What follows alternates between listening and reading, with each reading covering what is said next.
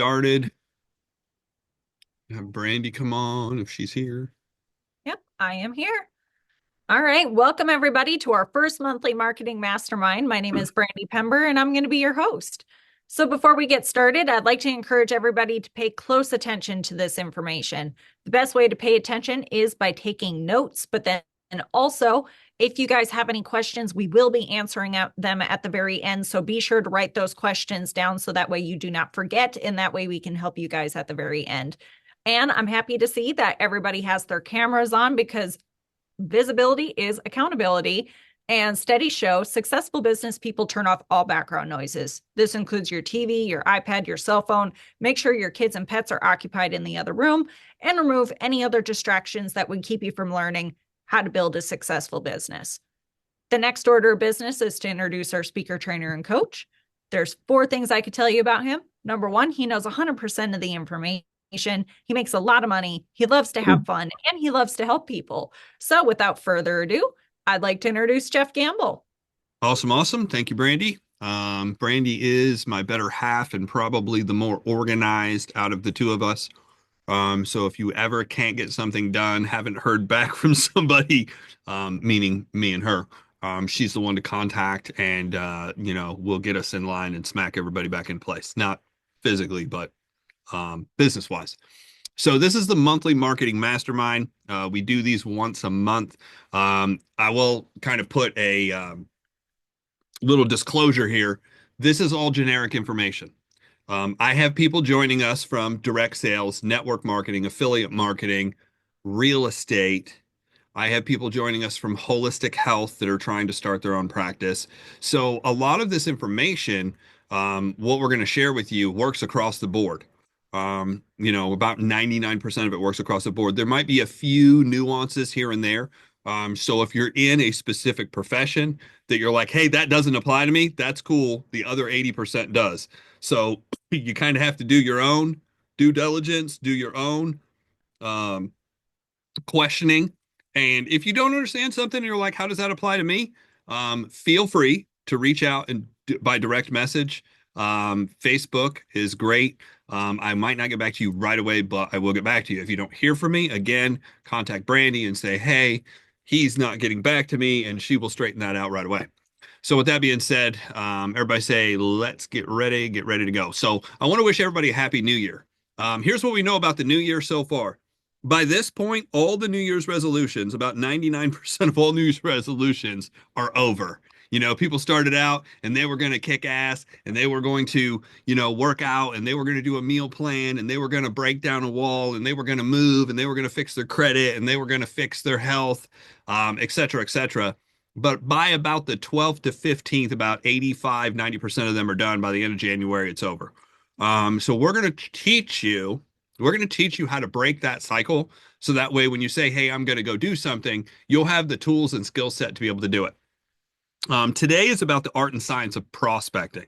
Prospecting, if you're in business, especially in sales, direct sales, affiliate marketing, you're an independent solo something, whether you're a sole proprietor, LLC, you don't have a ton of people with you, you're kind of doing things on your own. This is really going to apply to you. Because prospecting is kind of like the beginning. Other than the setup of your business and understanding what you're trying to accomplish, once you start out trying to make money, prospecting is what it's about. So I believe, we're truly blessed to be here, at this moment in time. Let's face it, if this was 25 years ago, no social media, no Zoom, every single person here, let me ask you, if I said, hey, drive to Indianapolis in January, in freezing weather, in the snow, we might be doing this meeting around a campfire with 2 or 3 of us because the majority of the people, I would guess, would not get in their car and drive 6, 8, 10, 12, 28 hours. I know there's somebody joining us from British Columbia. We have people joining us from San Diego, California later. Dave's up in San Francisco area, all the way down to Fort Worth, Texas. Nobody would come out, right? So we are blessed to have the technology we have, but now we need to use it. Use it to make money, right? I believe we're grateful. I'm truly grateful for the opportunity. to be here and be able to do this, to be alive. You kind of want to make a list every day of what you're grateful for. And I'm thankful that I saw this industry and this business and the mentorship that I have gotten from so many people to be able to do what we're doing. So, couple quick announcements. Number one, we do these 12 key fundamental things every Sunday. These are the 12 fundamental things if you want to recruit, team build an organization of any kind. If you want to stop doing this all by yourself and build a team, and I don't care if you're building a team in real estate, if you're building a team in network marketing, you're building a holistic team. Our holistic team has now 11 people. Our real estate company now has 9 people. Indirect sales, I've built teams good size, 5,000 plus customers. And I've done it in a service based business. I've done it in a product based business. I've done it in an old company and I've done it in a new company. These 12 fundamentals are the things that I found from the leadership. Now, I didn't create these 12, I just organized them. So it made more sense to me and it was easier to teach. But these are the 12 things that all the people that I've met who make 7 figures, this is what they know, understand, and eventually implement into their business. Now, they might not have the same words exactly, but all of them had these 12 things. The next monthly marketing mastermind is February 15th. And I know what you're saying. Oh my gosh, we are literally 4 minutes into this and we're already promoting the next one. Guys, in the business of recruiting and team building, you build from event to event. If you go to anything and they don't have the next event ready, that's a warning sign right away. If they're not promoting the next event at the event you're at, that's a warning sign. That's a warning sign that they might not know what they're doing. They might not. I've never seen strategically not having an event ready. But February 15th, why are we not doing it on the 22nd? The company that a lot of us work with, the 22nd, corporate's doing something. I will never run an event over the top of another event. Does that make sense? I'm not here to make anybody mad. So the next event is February 15th. I do have the link already ready. So when you're ready to go, we'll talk about that at the end. I'll send everybody the link that obviously was on here and that was part of this one to give you a chance to grab a spot for the next one. March's monthly mastermind. If you want to plan ahead, it's the 22nd, which is a little over a month later, right? We do one mastermind a month. So I'm giving you a 3-month heads up. April, we're going to do a recruiting boot camp.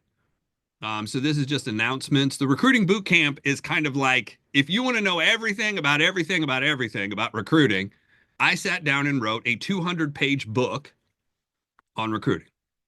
And this is everything that I've learned. This is everything from the giants in the industry. Mainly it's from people who make 7 figures or over. 7 figures or over. I have stuff in there from guys who have made $2 million a month. I have got stuff in there from guys who made $200,000 a week. I have a couple quotes from a guy who made $200,000 in one day, which is pretty solid. I don't know what you're looking to make, but those are people that I would want to listen to and take notes from. So the recruiting boot camp is kind of the everything. We're going to go over personalities. We're going to go over the history of network marketing, the history of direct sales, the history of team building. So you guys just, it from the inside and out and up and down.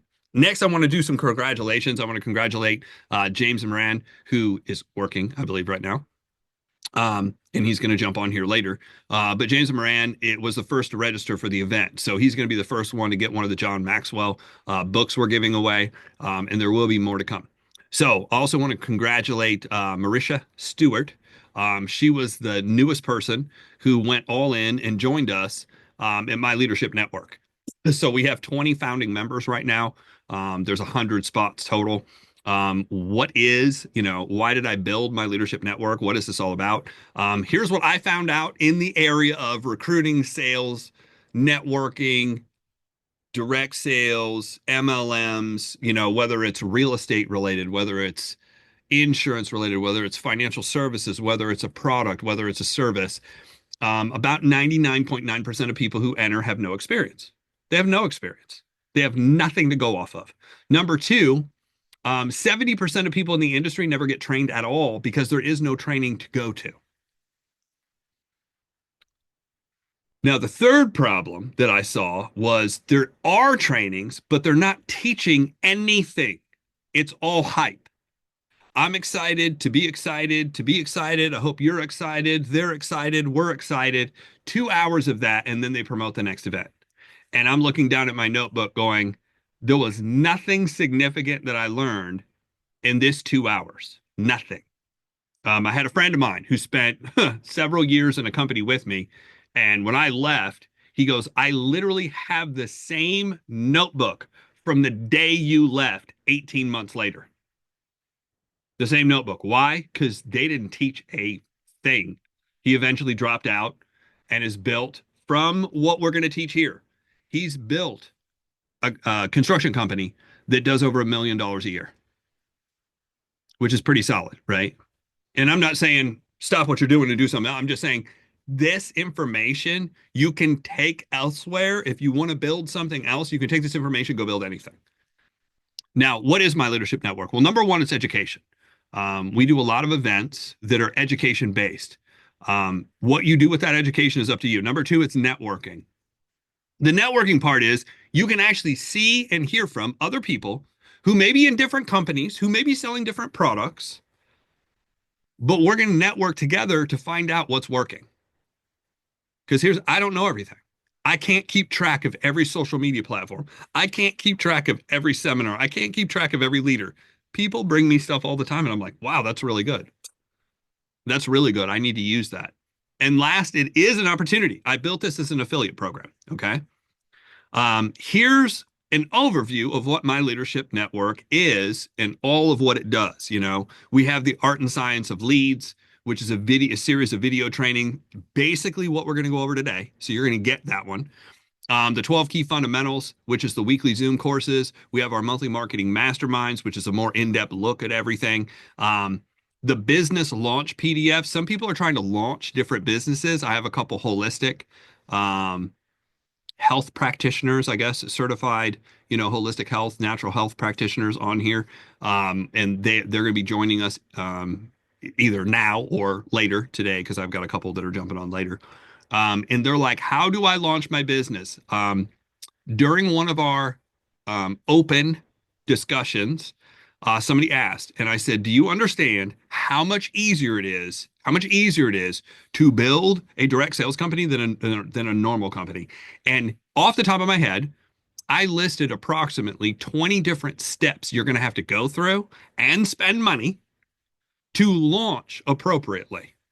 Appropriately meaning you look like an actual business rather than somebody running a garage sale one day.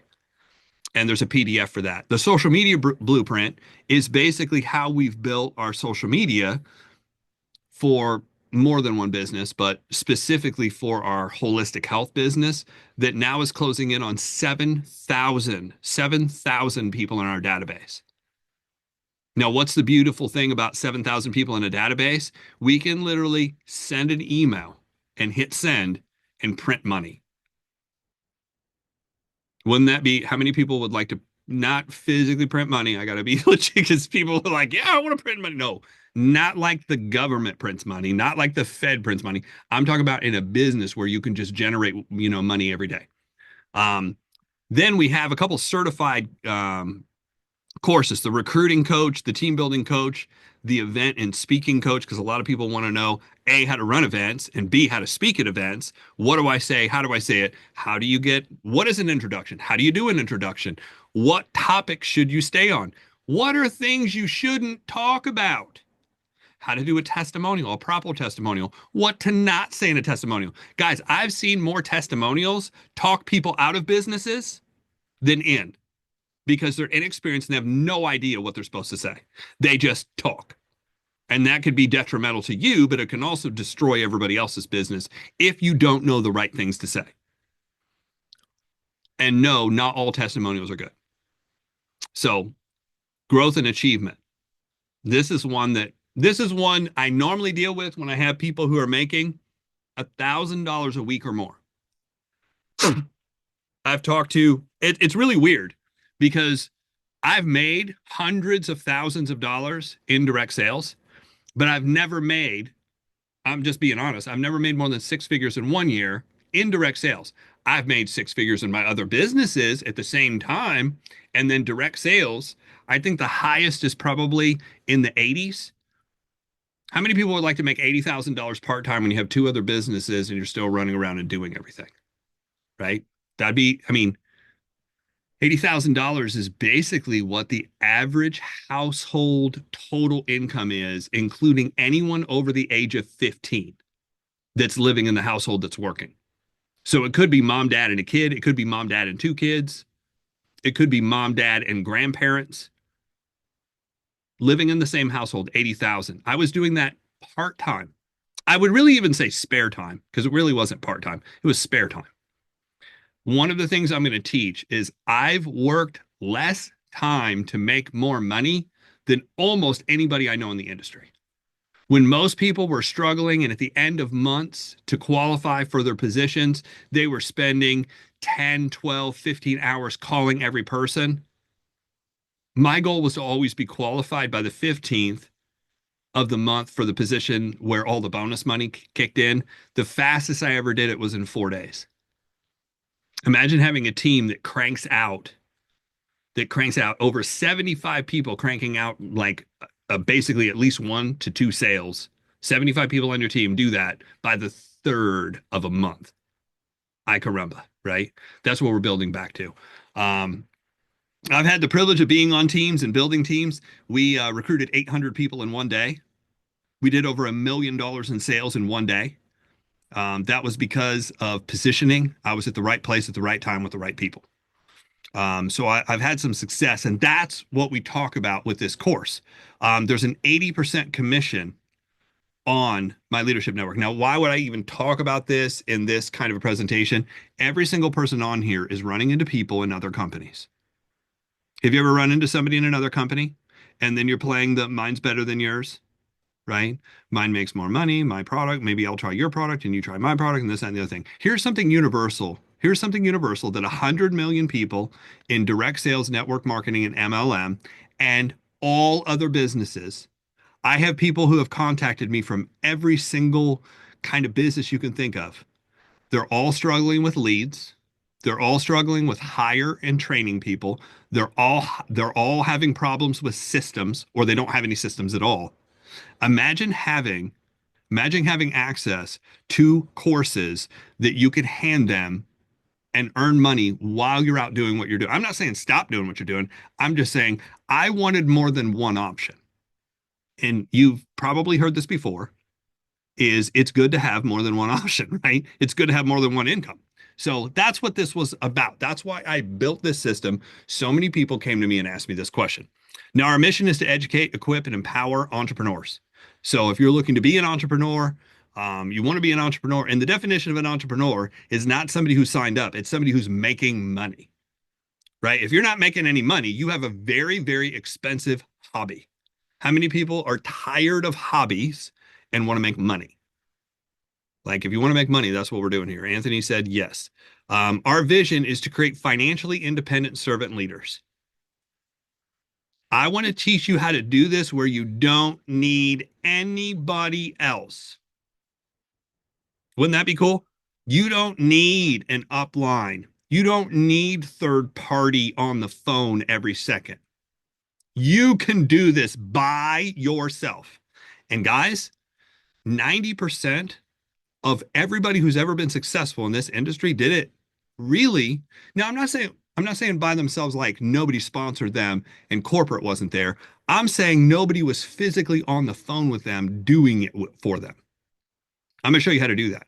Our purpose is to help people grow. I mean, as simple as it is, I just want to help people grow, learn what they need to learn. Some people only need one or two things, and they're like, Jeff, I got what I needed. I'm out. Some of us, like me, I needed to learn like 10,000 things, which is why it took me 10 years to get this off the ground. Our philosophy is the best trained team wins. If everybody has the training and everybody knows how to fight and everybody knows how to win and everybody's an independent servant leader, then you don't have to, guys, that's what freedom is. That's what freedom is. Freedom is not doing 25 three-way calls every day, 7 days a week. That there's no freedom to that. Zero. And people are like, oh, but you just need to teach other people on your team. It's like, great. You've been doing this 25 years. How many three-way calls did you take today? 17. I'm like, and it's your son's birthday. What you're telling me is you don't have freedom. You have a very nice seven-figure golden cage. He did more, the guy I was talking to did more three-way calls in one day than I did all year. Now, did he make more money than me? Yes. He had 22 years on me at that point. But I'm like, after 25 years, if you still don't have freedom, what you're teaching, you're never going to have freedom. Expectations. So this is to kind of clear up what you're going to get out of this course. How do you get the most out of any program? Really, it's not just my program, but how do you get the most out of any program? Number one is be present. I think everybody here is present. You know, don't be concerned with what's going on the outside of this training. Your text message will be there. Social media will be there. Hopefully TikTok will still be around if you like that. If you don't like TikTok, TikTok could be gone by the end of this. I don't know. Pay attention. Breakthroughs take place when the dots line up. How do you connect the dots? If you're not taking notes, there's no dots to connect. Here's the thing. Once you're done with this training, you will not remember 99% of what's said. You're probably only ever going to figure out what you wrote down. So I learned very quickly, once I wanted to start actually making money, is I need to take notes. Watch this. I needed to take notes as if this was the last training I was ever hearing. And if I don't figure this out, there was no chance of me making it. That's how serious I started taking this. I was like, I need to be able to regurgitate as much as I can. I need to be able to understand as much as I can. So here's the thing. If you have ADHD and you have, squirrel syndrome and shiny ball syndrome, the best thing you can do when going through any course is be taking notes, because once your brain's working on two things at the same time, you can actually remember more of it. What a novel concept. Take notes, right? We talk about that. Take pictures. That helps you remind things. And then write down your takeaways. So it's not necessarily being a stenographer, right? You're not trying to copy every word or every slide, although you can do that. You can take pictures of it. But what you are trying to do is, what did this slide, what did this training spark? What idea? What thing did you need to remember? What thing did you need to do? That's the stuff you really want to write down. Okay. So just a quick history. Why are you even listening to me? I started in network marketing in the Christmas of 93, going into 94. I was in high school. I was a senior. I was 17 when I saw direct sales and network marketing. I had no cell phone. I had no car. I had no money. I had no contacts. I had no influence. But what I did have is I actually had a dream. I wanted more than what everybody was doing. I was like, I don't not want to work a job for 45 years to then struggle.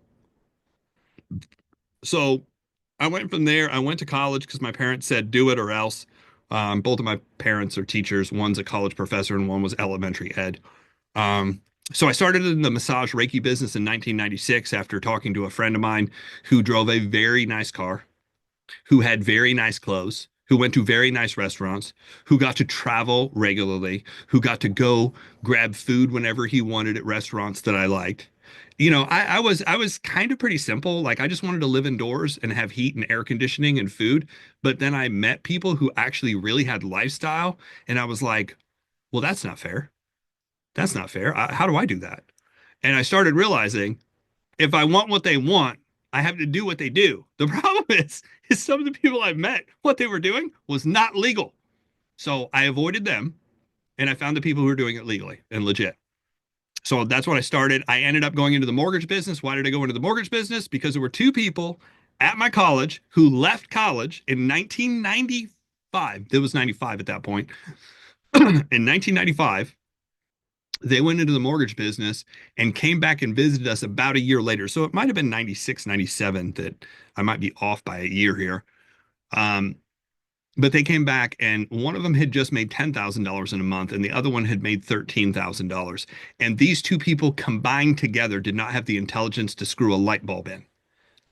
I mean, they were the party guys, right? Do you know the party guys, like the frat guys from college that their entire existence revolved around partying and drinking? That's who they were. And these guys were making $10,000 at 19 years old. I mean, I want to throw them into moving traffic right now. I'm kidding, of course. But like I was upset. I was like, how are these guys? They're making more money than my parents. 1996. I'm like, I need to do what they're doing. So guess what I did? Without any experience, I called the company. I just remember the name of the company. I looked it up in the yellow pages, dating myself. I looked it up in the yellow pages. I had to find a phone that was hooked to the wall, and I called them and I set up an interview. And I went in an interview and they said, well, what's your background? What's your experience? I said, well, the only thing I've done up till now is direct sales. They said, well, what is that? And I'm like, well, that's one of those things where you got to recruit a bunch of people and, sell product and this, that, and the other thing. They're like, oh my God, that's so hard to do. I was like, yes, it is. They're like, this is way easier. We have leads. We have tools. We have systems. We have processes. All you have to do is follow the plan and you'll make $50,000 here part time. This was 1996-ish. I was 19. I said, sign me up. I'm there. I don't care what it takes. I'm in.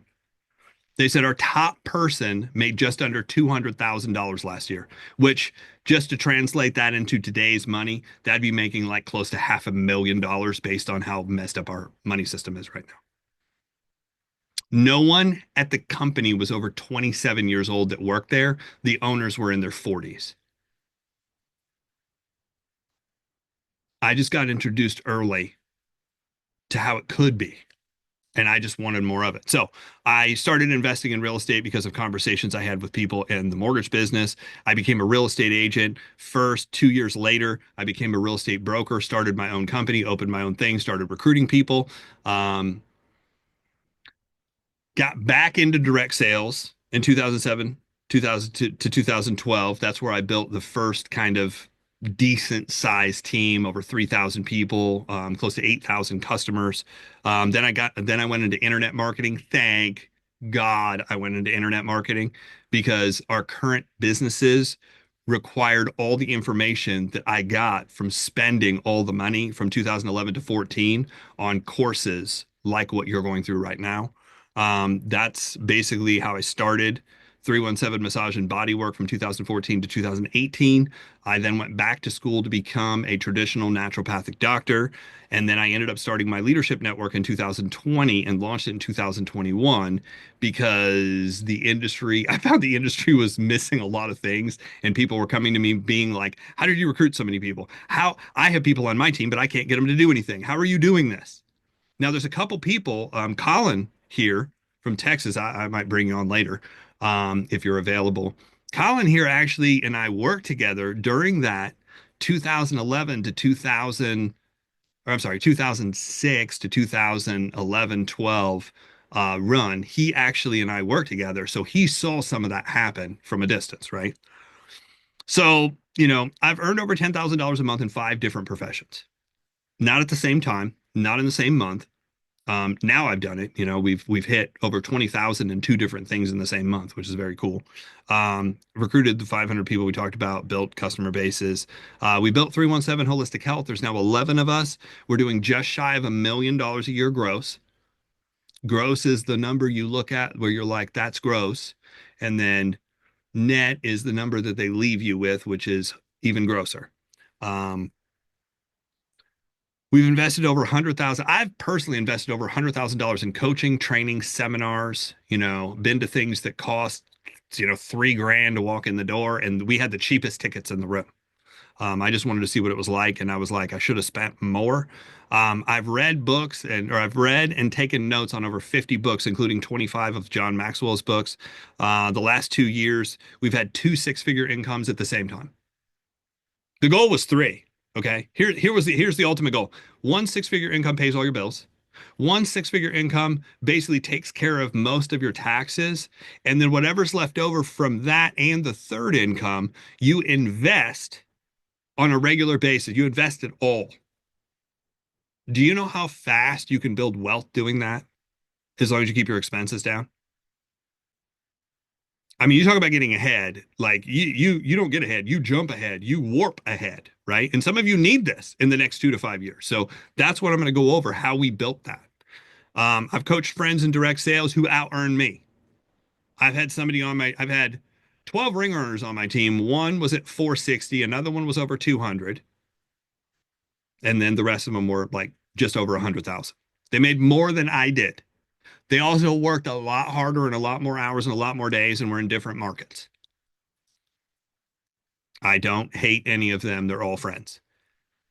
And I've been trained by some of the most successful people in the world in direct sales. I've been really lucky, working with John Maxwell directly, working with Dexter directly, working with Jeff Olson directly. Some of these people I've sat in rooms for hours, one on one. I got to spend 2 hours with Jeff Olson one on one. If you don't know who Jeff Olson is, he owns a company currently.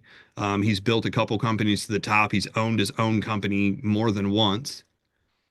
He's put over 1 million people in network marketing in just one organization. So, question. Do I have everybody's permission to throw out some coaching lessons today? One of the cool things about doing any kind of training, and this goes for anybody who ever recruits or hires anyone, the very first thing you need to ask every time, I learned this from one of the best coaches in the world. He goes, you need to get people's permission to coach them. If you do not get people's permission to coach them, what you're doing is being an authority figure and being a dictator and ramming what you think down somebody's throat. Do you think they're going to take that well? Probably not. So there are 4 reasons why I believe we're all here right now. One is to make more money, obviously. How many people here want to make more money? Hopefully, right? That's a good thing. Create more time. You create more time by making more money and doing the good things with it. Create more security. I just want the money to keep coming in, guys. And then to be able to help more people, right? Because if you solve money, solve time, and solve security for yourself, the only thing really to do, other than take a vacation every once in a while, is help other people get there. That's the whole goal behind this. So if you want to succeed, you must overcome these 6 problems. The first part of this entire training is I am going to attempt to sell, to brainwash, to coerce, to convince you to work hard. Not for somebody else. I'm trying to teach you how to do it for yourself. Okay. I'm not loyal, and this is just personally, I'm not loyal to companies. I'm not loyal to products. I'm loyal to God and my family and my objectives. That's what I'm loyal to. Now, I have an agreement that I'm not here to mess up anybody's company. I'm not here to mess up anybody's product line. But if I don't own it and you don't own it, you don't have any control. You're just a participant. You're a licensed participant, if that makes sense. So here are the 6 problems that I realize we all face. Now, where did I get these 6 problems from? Well, I mean, they're life problems, yes, but I got them specifically from Robert Kiyosaki. How many people know who Robert Kiyosaki is? Raise your hand. Okay, Rich Dad, Poor Dad, right? He wrote many, many books. A couple of the best books that I could possibly recommend is Second Chance. Second Chance goes into the finance world and what happened, and he goes through basically the last 100 years and all the laws that have dictated what's happened to financing and money and this, that, and the other thing. Second Chance. The other one is The Unfair Advantage, which is where this came from. He goes, if you become financially intelligent, which has nothing to do with what you make, right? Has nothing to do with it. But if you become financially intelligent, he goes, you have the ability to overcome these 6 basic problems that we all have. So let's go into them. The first one is programming, right? If you do not design a plan, chances are somebody else has a plan for you. And guess what they have planned for you? Not much. Jim Rohn said that 1 million years ago. No, Jim Rohn has been passed away for quite some time, but I actually have heard him speak, got to see him speak. I think I was at his last physical seminar that he, because of cancer, was unable to show up to, but he spoke at in Anaheim, California. It was a very cool event. There were like 25 different speakers. There was about 2,500 people in the room. It's fantastic. Number one, Programming. Programming is a process of creating a set of instructions that tell a computer or a person how to perceive a task, how to program, how to perceive, how to proceed with a task. Programming. So the question is who programmed you? Got to think about this. Family, friends, teachers, doctors, pastors, the media, the government, the school system, right? That's who programmed you. The next question is what do you think they programmed you to do? Here's some phrases that I've heard over the years when I start talking to people about business. Why do people have such a negative connotation towards business? Because the programming of at least the United States, Canada, most of the Western world, the programming is go to school, get good grades, and get a good job. How many people would have heard that phrase before from somebody? So what they're doing is they're training you all to be employees, and there's a reason they want to train you to be employees. That way you work for the rich people's companies so they can get wealthier. You're investing in products they designed. That's what retirement plans are. Do you realize the original retirement plans that were put together were designed so that way they could collect your money and earn interest off of it and you didn't? You know what they were using your money for? They were using your money to build other businesses, to expand, to buy real estate, to buy interest, to buy influence, to buy media packages. And they paid you a nickel for every $5,000 they made. That's your retirement plan. But because they sold you on safety and security, you think it's a good idea. So here's some phrases that people will kick back at you when you say, hey, I want to go do something myself. I want to be in business for myself. They created fear. They created fear in entrepreneurship. And it sounds like this. You got to watch out for those get rich quick schemes. Well, why would you want to get rich slow? That doesn't make any sense. On your way to success, make sure you play it safe. You ever hear that one? Play it safe. Don't be risky. Money can't buy happiness. That's horse crap. Because I'll tell you what, if somebody's sick and you can't fly there, you're probably not happy. If you need worked on, meaning you need surgery, you need therapy, you need, some kind of professional help, you know what solves that? Money, not feelings. Good things come to people that wait. No, no. Good things come to people who pursue it, not who wait around to get. Nobody's coming. Here's what I was told: nobody's coming to save you. Well, I mean, there's one savior, but I mean, like, nobody's physically going to show up at your house and knock on your door and be like, "We're here to save you today." And if they do, run. Um, Money doesn't grow on trees; it's made out of paper. Yes, it does. And what's worse is, guys, do you know money's fake? Cash money is fake. It's called fiat currency. Fiat, translated in French, which is the word that it came from, or Latin, means false. False currency, fake currency. Money is printed. Here's what's cool. Can't run out of money. Why? Because they created it. If they need more, what do? They just print it. So if you have an idea, any idea that's better than any idea that's out there, if you have influence, if you have work ethic, they will print and send you as much money as you need to make that project work if it's a good project and you get in front of the right people. If it sounds too good to be true, it probably is. Why would you want to do something too bad to be true? Like, that doesn't make any sense. All rich people are going to hell. Well, that's not exactly the quote. It's the love of money, not the pursuit of it, right? So, with that being said, and I think we hammered that. We were taught in school we were taught by the system to go to school, get good grades, go to college, get a degree, then you get a job, and then you work really hard, save money, and invest and diversify. Here's the second half of that. If you've never heard these, once you do get a job, right? Then they start talking, when are you going to get married? You're going to get married? You're going to get married? If you have a relationship, when are you going to get married? Now, if you do get married, then when are you going to have kids? When are you going to have kids? When are you going to have kids? Oh my gosh, you have kids. Aren't you going to get a house? You should get a house. You should get a house. You should get a house. Then you have to provide a better life for your kids than what you had. Then you'll hear shit like this. And I'm sorry that I'm going to use some language here. It sometimes slips out and I haven't had a lot of sleep. For those of you who don't know, I finished this training at about 6:45 a.m. Brandy can confirm that. Um, so I worked a lot and slept. Don't burn the candle at both ends. Don't rock the boat. Keep up with the Joneses. And then what happens? You repeat and teach this exact same system to your family. The General Education Board in 1902 was created by John D. Rockefeller. He initially put in $1 million and then went on to fund it at $180 million and created the General Education Board. Guess what the goal of him, a business entrepreneur, a monopoly business, what was the monopoly business's goal of the education system? I don't want a nation of thinkers. I want a nation of workers. I want you to show up, shut up, and go home.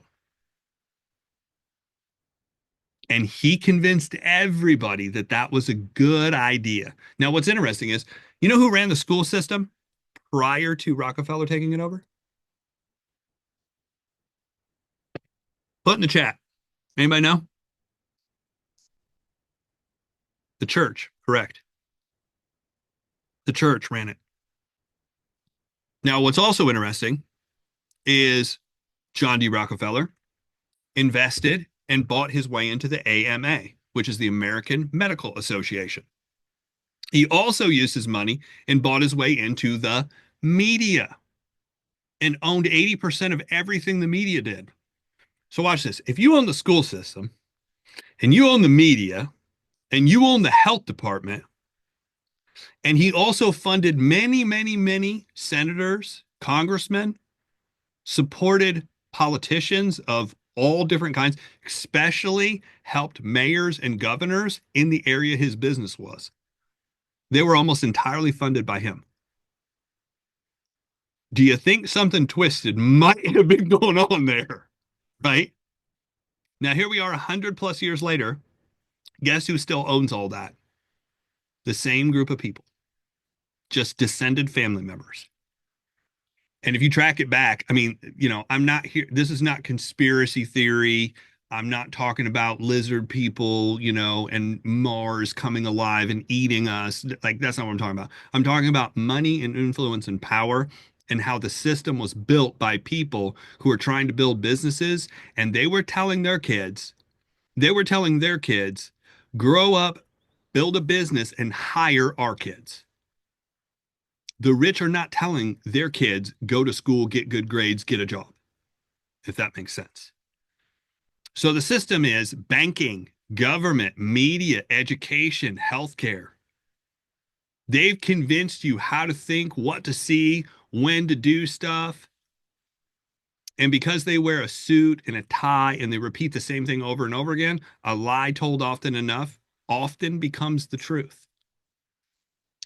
So if you have any doubt that this system is only teaching one way to make money, watch this.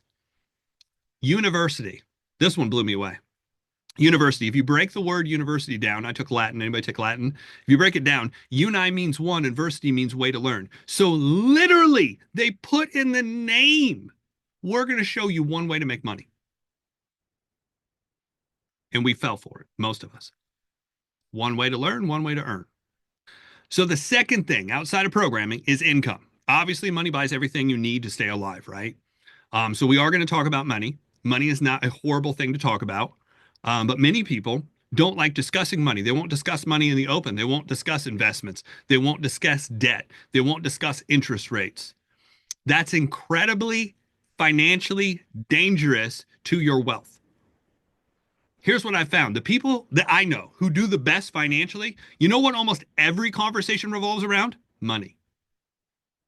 All my friends that are Indian, not to stereotype, but all my friends that are Indian that are here, money is a topic that we're always talking about. All my friends that are Chinese, all my friends that are Vietnamese, all my friends that are Japanese. You know what every conversation revolves around? In most cases, money. You know, when I get around a bunch of Americans, what they talk about? Football. Which basketball team? Did you hear what celebrities did? We're programmed people, like on a massive scale. Which brings me to Robert Kiyosaki's cash flow quadrant. Robert Kiyosaki was the first guy that I ever heard, most of you know who this is, that broke down and said there's actually four ways to make money. Now, most of you have seen this, but this is for maybe the one or two people who have never seen this before. Robert Kiyosaki teaches, he goes, because of that system, 80% of us end up working as an employee. This is the reason it's so hard to build a direct sales, network marketing, solo business.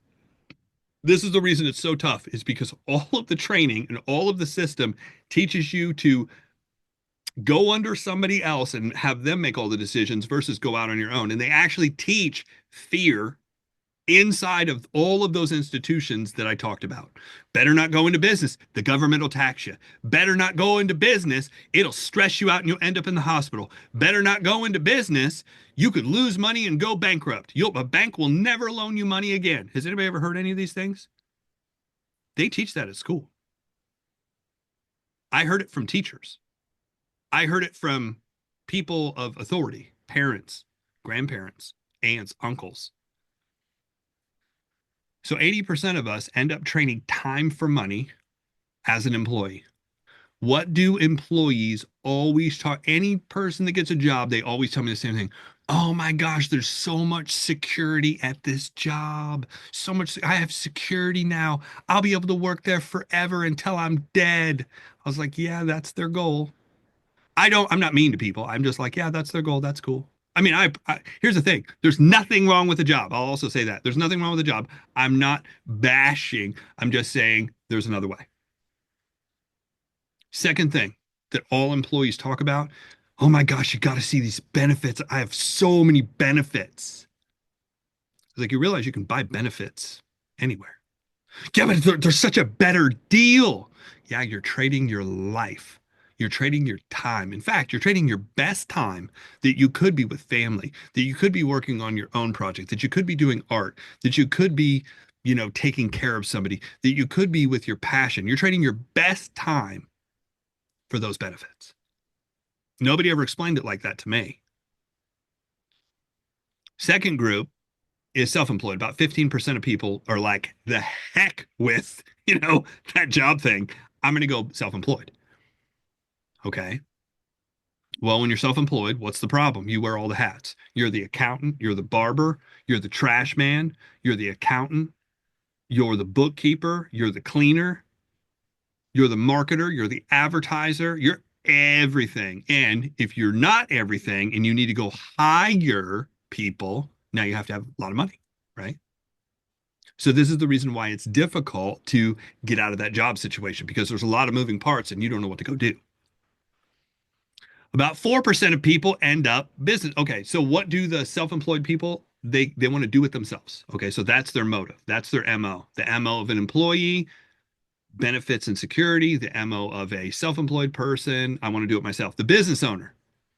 The business owner's MO is I'm looking for profit and systems. If I find a good system that I can plug into, that I can make work, then I can get money and I don't have to be there all the time. What is the difference between self-employed and business? A lot of people are like, I'm a business owner. I said, can you leave for 90 days and still have the money come in? Still the business runs itself without you doing anything, no phone calls, no nothing. And can you come back and your business is still operating? That's if you own a business. If not, you're probably self-employed. At the end of 90 days, if people are looking for you, if the bills didn't get paid and everything crashing, that's a problem, right? Then you're self-employed. Now, Robert Kiyosaki, what is the definition of a business? A business to Robert Kiyosaki is 500 plus employees or salespeople on your team, 500 plus. The Small Business Administration, I think, has a better definition. It says you have 99 employees or less, regardless of your revenue. That's their definition of a small business. Small business is 99 people or less. Guys, if you had 99 working people on your team, you would be doing this seminar for all of us. Because you don't need that many people in direct sales, network marketing, affiliate marketing doing something for you to make decent money. The last is the ROI. Okay, so 1% of all the people out there are investors and they use their money to make more money. And we're going to talk about this one and how you can use your direct sales business, your affiliate marketing business, your real estate business, your holistic business. We're going to talk about how to use that to fund the ROI where you never have to go to work again. How many people want to be in that situation? Okay, so ask yourself the following questions. Number one, where are you at currently financially? How are you doing with, savings, investments? How are you doing with travel? How are you doing with putting money away? How are you doing with your security? How are you doing with your sleep? Okay, a lot of moving parts there, right? Next, where will you be in the next 2 to 5 years if you keep doing what you're doing? Most of us will all be 1 to 2 belt sizes bigger, right? If we keep doing exactly what we're doing. I need to work out. That's what I'm saying. Am I missing somebody who has their thing unmuted? Maybe I missed it. Yeah, Stacy. Or is that Doris? There we go. Sorry. I'm sure somebody just accidentally hit it. Number three, what would be the best case scenario for you and your family 2 to 5 years from now? And here's a list. I want you to look at this list and tell me. If your income was $100,000 and your savings, you had $100,000 to put into, but let's just say you were making $100,000, what would your income be? It'd be 100. What would your savings be out of the $100,000? What would your investments be out of the 100,000? What kind of charity would you be able to do if you made $100,000 a year? Or lifestyle? What house? What car? What decor? What clothes? What vacations? What would you be doing with your time if you made 100,000? What would you be doing with your time if you made $250,000? I mean, what would your housing situation look like at $250,000? Or 500,000. Those are drastic differences. And I'm just asking you, what is your best case scenario? It might be 1 million. I don't know. I'm just using these as kind of like an initial benchmark because you know what I've never heard? I've never heard anybody be like, I just want to get to $30,000 and struggle, right? Hopefully. Now, here's what's interesting. I talked about this earlier. The average American household income is 80,000. Why am I giving you all these stats and facts? Guys, if you're out talking to people, right? That's what we're doing. We're out talking to people. Whether you're trying to sell them, whether you're trying to sign them up, whether you're trying to recruit them, whether you're trying to bring them onto your team or market them a health product or sell them something, you need to know what's going on in the marketplace so that way you can overcome a lot of the objections before you ever get there. The average household income, this includes everyone. This is the definition of the government. This is everyone in the household over the age of 15 that's bringing in income. So this blew me away. How many people used to hear you're in the top 1% if you make 6 figures? You don't even come close now because of what's happened with inflation. So the top 10%, and this was as of 2022, right? I think it's 22. Do I have 22 or 23 there? I can't see it. It says 22. To be in the top 10%, you need to earn over 173,000. Woohoo! I've made that. Top 5%, 342. I just missed it. Top 1%, over $800,000. That means you make 200,000 a quarter. Ay caramba. And then to be in the 0.1%, you need to make over 3 million, which is, I mean, that's a nice income, right? Guys, ends meet like crazy when you make over 300,000. Trust me. Most common excuses that I hear when we talk about money is the following. Have you ever said this? Well, you got to understand, I just don't need a big house. I don't need a big income. I just want to be comfortable. You ever said that? You ever hear anybody say that? I'm going to talk to you about the dangers of that phrase, the dangers of I don't need a big house, the dangers of I don't need I don't need one of those expensive cars. I don't need lavish vacations. I don't need to be rich. I just want to be comfortable. If you're in network marketing, direct sales, if you're trying to hire, if you're trying to recruit, if you're trying to team build, and you've said any of this or your mentality is this, here's the translation to the person you're trying to recruit. I have no intention of helping you do anything. Why? Because if your only goal is to be comfortable, the moment they buy your product or join and you get their money, you're now comfortable and you don't need to do a single thing to help them. You just have to go find the next person. That's what they instinctively hear and see from you. The worst thing in the world is somebody whose dream keeps dropping. You, as your dream drops and as you want less and less stuff, you will recruit less and less people. This is not, guys, this is not my opinion. This is an absolute fact that I've seen happen for the last 30 years. It doesn't matter what company, it doesn't matter what profession, across the board. Think about this. If I say, well, my only goal really to get into this was to make $1,000. So all you have to do is sign up a handful of people every month, and you don't have to help them do anything. You just have to find a new handful of people next month. Now, if I say, look, my goal is to create an additional six figures that comes in whether I do anything or not, which means I have to help people on my team make close to what I'm making or more to keep that recurring revenue from coming in. Which person would you want to get in with? The person who only wants to make 1,000 or the person that's creating a multiple six-figure income that's recurring? Who probably has the ability to help you more? Who has more intention to help you? Some of you guys, some of you haven't thought that through, and it's not your fault because until somebody taught it to me, I didn't know. I didn't know what I was saying when I was like, "Oh, I just want to be comfortable. I just want to be okay." Question: if you could do better, should you? I mean, I come from a philosophy and a phrase that you should do your best in anything because if you've ever heard this, how you do anything is how you do everything. It's not exactly correct, but it is correct a lot of times in motivation. It is correct a lot of times in discipline. It's not perfect overall because I know people who are brokish, but they're great parents, right? So how they did their finances does not translate into how they treat their kids. But there's a bunch of other areas that it seeps into. Okay. If you could help others, should you? I think so. If you could make more money, the question is would you? So number three is debt. Okay. The American household, the average debt is 104,000, including the mortgage, right? Credit card debt alone is over 5 grand per person, over $1 trillion total in the United States.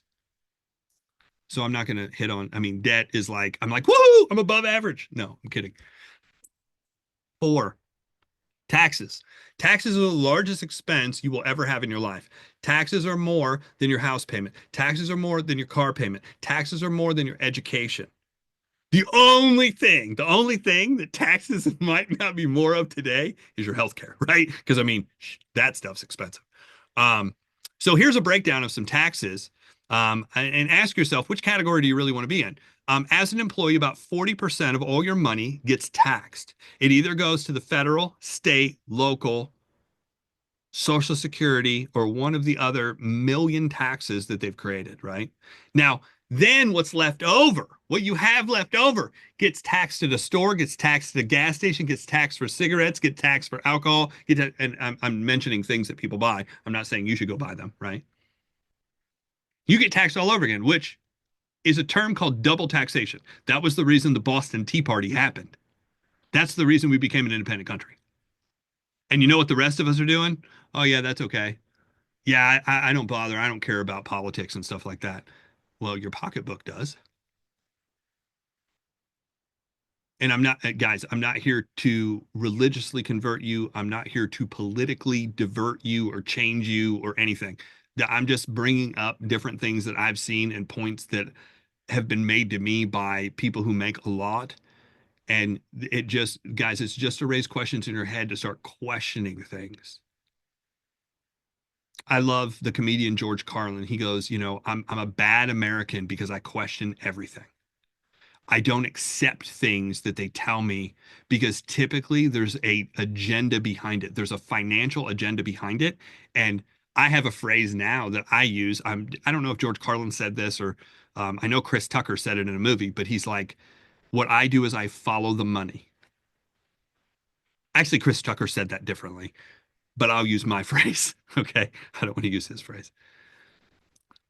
If you go self-employed, you pay 60% of every dollar that comes in taxes. You're taxed more for being on your own than you are for working for a corporation.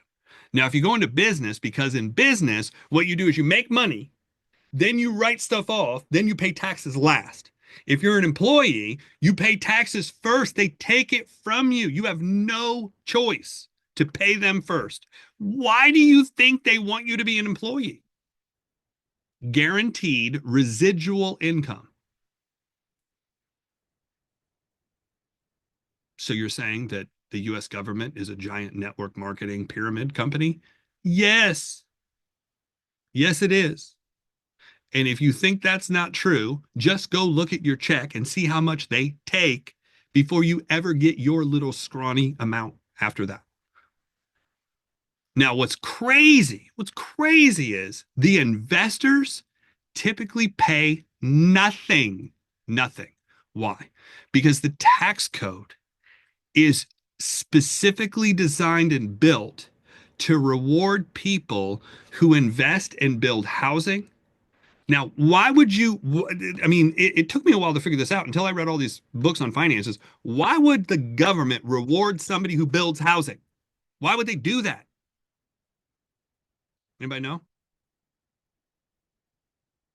Anthony knows. Because that creates more revenue in what? Taxes.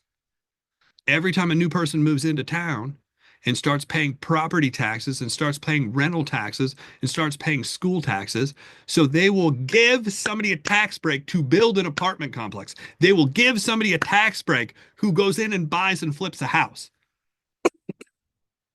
No, I'm not an accountant. I'm not a CPA. I don't play one on TV. I'm just like, this is generalities, right? You go do your research. But investors typically pay nothing. And watch this, the more money you make, the more investing you can do that has tax advantages, which is why some of the wealthiest people on the planet don't pay anything, or they pay a fraction of what percentage wise we pay. Now they pay more in dollar amount, right? Elon Musk paid the most in taxes in history last year. No one's paid more than him. I think he paid out, his personal payout was like the entire state of Mississippi. Only it was one individual, right? I'm kidding, sort of, but go look it up. It's like 100 million, 100 billion. It was some stupid number. Um, Five, inflation. Inflation is a silent tax. If you look at what's happened to income, we said it's $80,000 today, right? Roughly $80,000 household income. In 1970, it was $8,700. That's 10x. That's 10x in 50 years, 55 years. Average house, 23,000 in 1970. What is the average house today? About 425. That's more than 10x. Rent was $100 in 1970. How many people want to get a time machine? Anthony and I are like boarding right now, right? What is the average market rent today? Around 1,800, I believe. Car, 3,500. Guys, how many people would love to buy a brand new car for $3,500? I caramba, I have that in the other room. We could each get a different color. Gas was 36 cents. What does it look like today? Well, we don't have all the way up to today, but the average income's 80,000. A new house was right between 400 and 500,000, depending on if you're in the city or in the country. Average rent, $1,800. Average car, 47,000, just approaching $50,000. Gas was about 350. Last one is retirement. Question: is retirement an age or an income? I love going on YouTube and watching these kids make millions of dollars. There's these two kids, they're Asian kids, their parents put them up to it, where they would unbox toys. They made $7 million in 1 year. These kids, I mean, the parents obviously had the accounts. 7 million. Do you guys remember the kid that started selling Beanie Babies? He stole his dad's credit card, opened up an account on eBay, and every time they went to the store, he was buying them. I think he was 10 or 12. He was making $50,000 a month selling stuffed animals. Now, why would I even bring that up? My point is, money has nothing to do with education. Because if it did, how is the 12-year-old making $50,000 a month? Making money has to do with finding an opportunity and working your butt off. Now, doesn't education help in some cases? Yeah, because it'll put you in different rooms, right? You might not have to talk to as many people because the people you're talking to when you're educated and you have degrees and you have amazing backgrounds, it becomes easier, right? Average Social Security check, $1,788. What did we just say the average rent is? $1,800.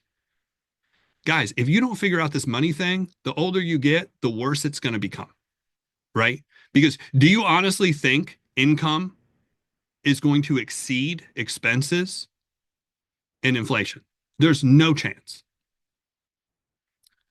How do you overcome these six problems? This is what I've learned. Okay, so this is the meat and potatoes. And I know we took a long time to go through that, but a lot of people, that is the motivation.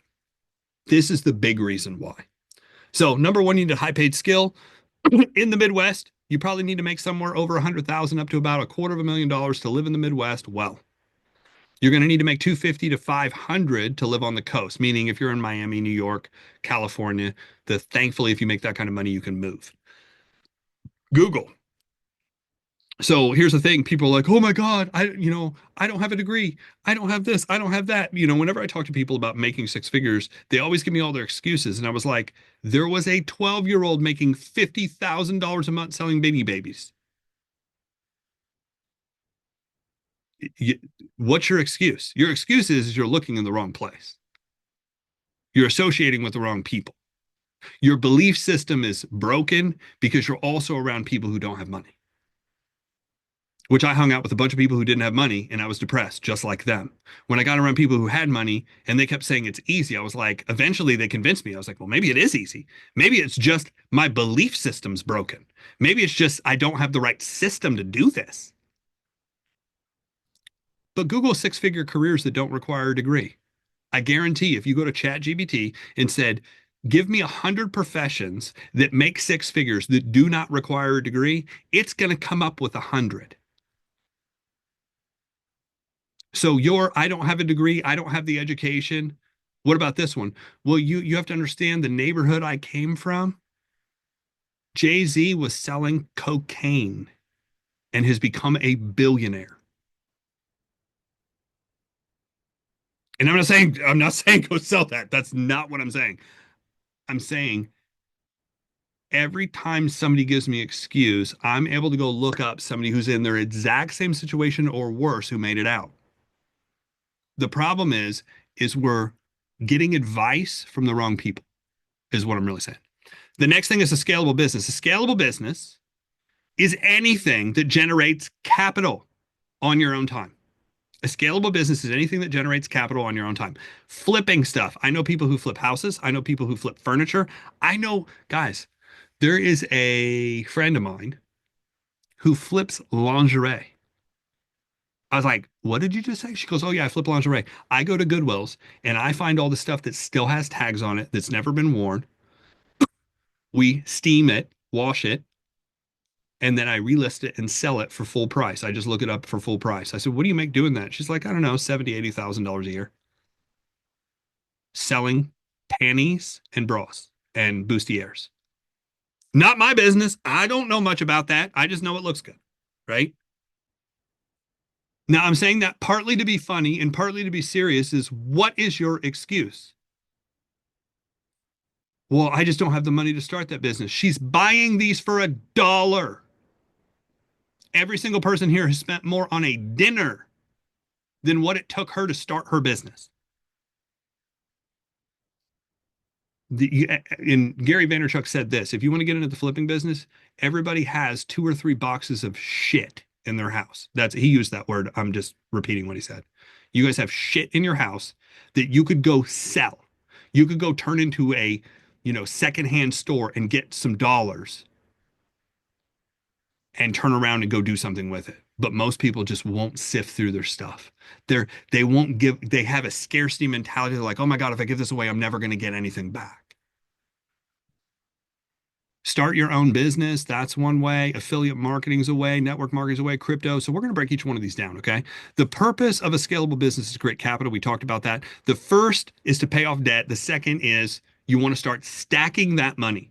Guys, one of the things that I've realized about people who have trouble saving money and investing money, I was one of these people. I spent every single dollar I had, and I finally made a connection. I was like, why is it that some people can save money and it's the easiest thing in the world, and other people they make 10 times more and cannot save a dime? Why is that? People are like, oh, they're just undisciplined and this, that, and the other thing. What I realized is the ability to save money is directly tied to your self-esteem. The ability to make money is directly tied to your self-esteem. Directly. Not what you're involved in. Because I know people who make less money than most of us and they're able to save money. Why is it? It's self-esteem driven. Because if you start saving money and you're able to accumulate, accumulation equals value. Well, if you don't feel valuable, you know what you have to do? You have to get rid of that money. You don't feel valuable. I can't keep this money. I'm irresponsible. I'm not valued. It's scary. And it's, guys, a lot of this was built in. It's not your fault. It was built into you because of how you grew up and who you were around and different things. Nobody read a book on how to have low self-esteem and followed it, right? So you want to stack the money. The third is high ROI. So this is a math term. This is financial education. Nobody said, "Hey, Jeff, I want to get on a Saturday training and learn about math." But guys, this is what will make you guys, this won't make you rich. This will make you wealthy. This is the money that comes in. This is true residual income. And I say this to a lot of people. A lot of people have known me for a long time. And how often do I really talk about residual income in network marketing? The answer is almost never. You know why? Because it almost never is true. It never comes in. Now, there are recurring incomes, right? There's active income, you going out selling. There's override income, which is team based, right? But true residual income, when you have something that's been on the books year after year, there's a very, very, very, very, very, very, very small margin of people who actually get that. And I'm not saying it's not there at all, but there are people that have this kind of income. There's many, many people have this. There's more people have this income than the other. So you can, here's the thing, do both, do both, do both. The rule of 7-2. Here's what the rule of 7-2 is. It's a simple formula that says at the rate of 10% annual rate of return. So you're making 10% off of whatever number's there. If you put in $1, it'll take 7.2 years for your $1 to turn into $2 without you adding any money. That's what the rule of 7-2 means. So there are thousands of classes that you can take in college and online about managing a business, but there are zero classes on how to spot an opportunity and take advantage of it. So here's the rule of 7-2 broken down. At a 10% annual rate of return, it will take you 7.2 years to double your money. If we go to 15% annual rate of return, it takes 4.8 years. 21% annual rate of return, 3.4 years.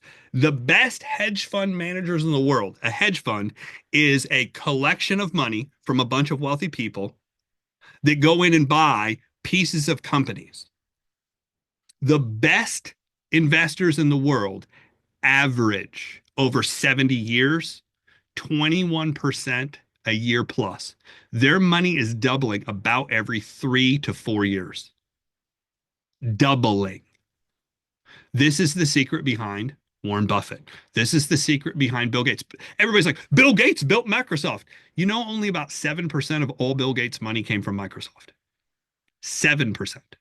Where's the rest of his money from? Investments, specifically healthcare. 24% ROI. I met a very wealthy, very smart individual one time out talking to another friend, and he was like, "Yeah, I really don't look at anything that doesn't 100x." I said, "What?" He's like, "Yeah, it has to make 100% annual rate of return, or I don't even look at it." I was like, "What in the world does that?" And he built assisted living facilities. I was like, "I caramba." I said, so all your money's guaranteed from all these different people. He's like, yeah. He goes, it's basically like doing the rental business on steroids. I was like, wow, that's awesome. Okay, so the rule of 7-2 at 10%. So if we started in 2024, the end of 2024, and we put 100 grand in, by 2059, it would double again and again and again and again and again and get to 3 million, even if you didn't put another dollar in. Now, the question is, where do you come up with 100 grand, right? That's what everybody asks me. They're like, well, I don't have 100 grand. Well, the reason we're all building a business is to make money. What if instead of taking that money and buying crap, meaning buying cars that depreciate, buying clothes that depreciate, buying TVs that depreciate, buying fancy stuff that depreciates, what if we invested it in something that earned at least 10%? Now watch this. The rule at 7-2 and 24, we go same amount of money at the end of 24. Now our money's there by 39. Same $3 million. That's how much different. So we knocked 20 years off of the plan. And some of you are like, how do I do this in the next 12 days? That would require a fast car, a shotgun, and a ski mask. I'm just kidding. Do not, I'm joking, right? Four types of high ROI investments: paper, commodities, business, real estate. I did not create this. Robert Kiyosaki said these are the four types of ROI. Now, why are we even talking about this? Guys, what if you knew exactly what you were going to put your money into?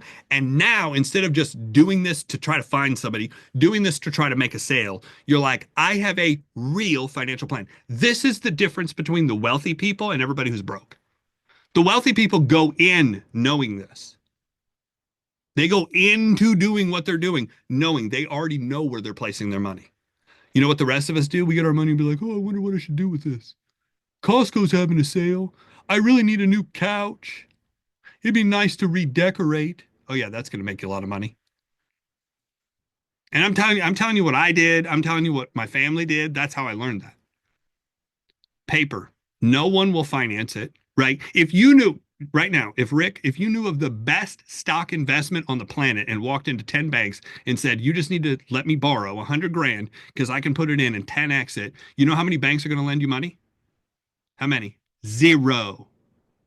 Zero. Unless you're a politician, right? I mean, because they sometimes do that. Um, Number two, beware of the fine print and fees when it comes to any type of paper asset. The majority of the time, they have penalties for pulling it out. They have all kinds of rules behind it. And the sales side is like, you're going to be a billionaire. And the fine print is like, you're not going to make anything. So you need an attorney, basically. You need to read the fine print. Robert Kiyosaki, many of the big time money people that I know is like it literally is a legal form of gambling. It was created by the exact same people who created the education board, who created the AMA, who created the media. It's the exact same guys who created it, and that's what you're investing in. Commodities. Okay. So commodities are things like oil, natural gas, silver, gold. These are things that are in abundance in the world, but they're typically very expensive to get into, right? Very expensive to get into. Gold's like $2,400 an ounce right now. I don't know what a barrel of oil is, but the average person can't be like, I'm going to go start an oil company. Well, you better have some big, big dollars. Mining companies. Commodities can be hit by inflation, weather, political unrest, changing of politicians, foreign entities, new tech. I mean, there's even rumors. Rumors can change the price. Wars can change the price, right? Businesses. Businesses is the next thing on the list that you can invest in. But to run a business, to own a business, first of all, you probably have to have capital, right? You have to have capital to get in. You have to have a system to know what to do. You're going to have to know how to sell. That's a bad word, right? I have a lot of health professionals. They're like, I want to do it, but I don't want to sell. I want to be in business, but I don't want to sell anybody. Well, hun, that's part of being in business. Sir, sales is business. If you can't sell, you want to make more money, you want to become a better professional. I don't care what your background is. I don't care how much knowledge. Guys, one of the smartest guys on the planet with the highest IQ is absolutely bankrupt and broke. And there's a guy who makes $100 million that has a 72 IQ. 72 IQ. He literally gets punched in the face for a living. Some of you want to punch some people in the face. I get that. But business, sales, number one. Number two, you have to know how to hire and train people. Oh, but I don't want to have to manage people. Well, you're never going to build anything significant if you don't learn how to do that. Your income is probably going to be capped right around somewhere between 100 to maybe $200,000 if you never want to bring anybody else on. You can be a great salesperson and make 100 to 200,000 and work every day for the rest of your life. But if you want that money and freedom, you will have to not only learn how to sell, but you're also going to have to learn how to hire, recruit, train people. And watch this. If you don't know how to do it, you better have a system to plug them into that does, which is what my leadership network is. Here's the benefit of working with us is what if you had a system that did train everybody and all you had to do is point them in the direction. You don't have to say anything. That would be better, right? As a collective group.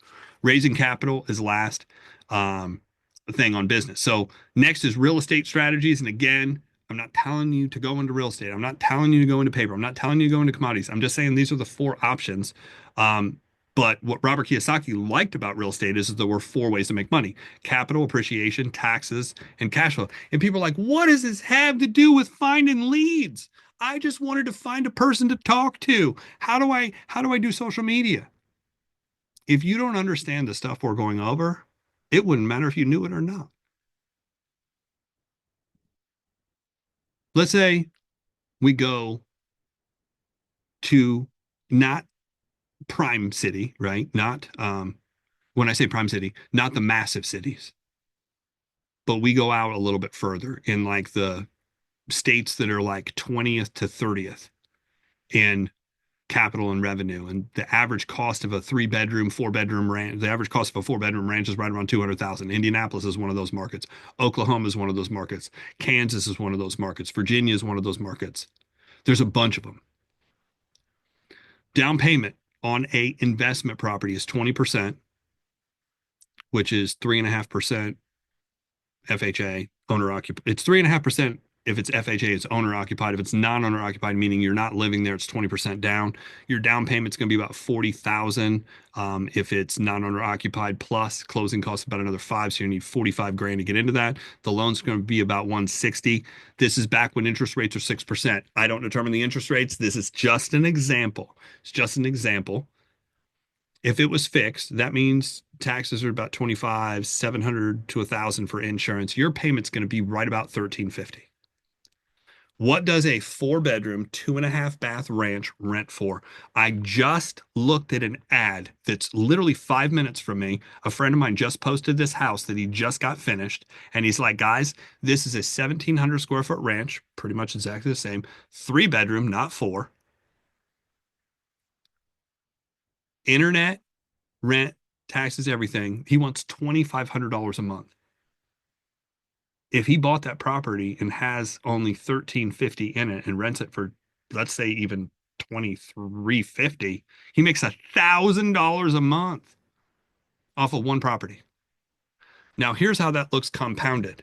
What if each year for the next 10 years you just bought one of those? You did everything you could in your business to save money and buy one of them, and you made $500 to $1,000 profit from each one. Somebody else is paying it down. Now, there's another way to make money. You could do a lease option and you could charge 10% down. So you'd make $20,000 up front on each property. By the time you get 10 of these bad boys at $1,000, $800 a month, what is the value of all these properties going to do over the next 10 years? It'll go up. What is the rent of all of these properties going to do over the next 10 years? It's going to go up. Now, there's expensive. I'm not expenses. I'm not saying there's not expenses. There's not risk, right? But if you own 10 of them, 10 houses, about 200,000, that's $2 million a year. If 10 renters, what if you got them all paid off? What if you just took all the rest of the money that's coming in from all the rents, the 15,000, and once a year you pay one of these off? That means that's a 20-year plan to pay off 10 properties that will probably raise from 200 to 400, maybe 500,000. And in 20 years, if you got that long, you're done forever.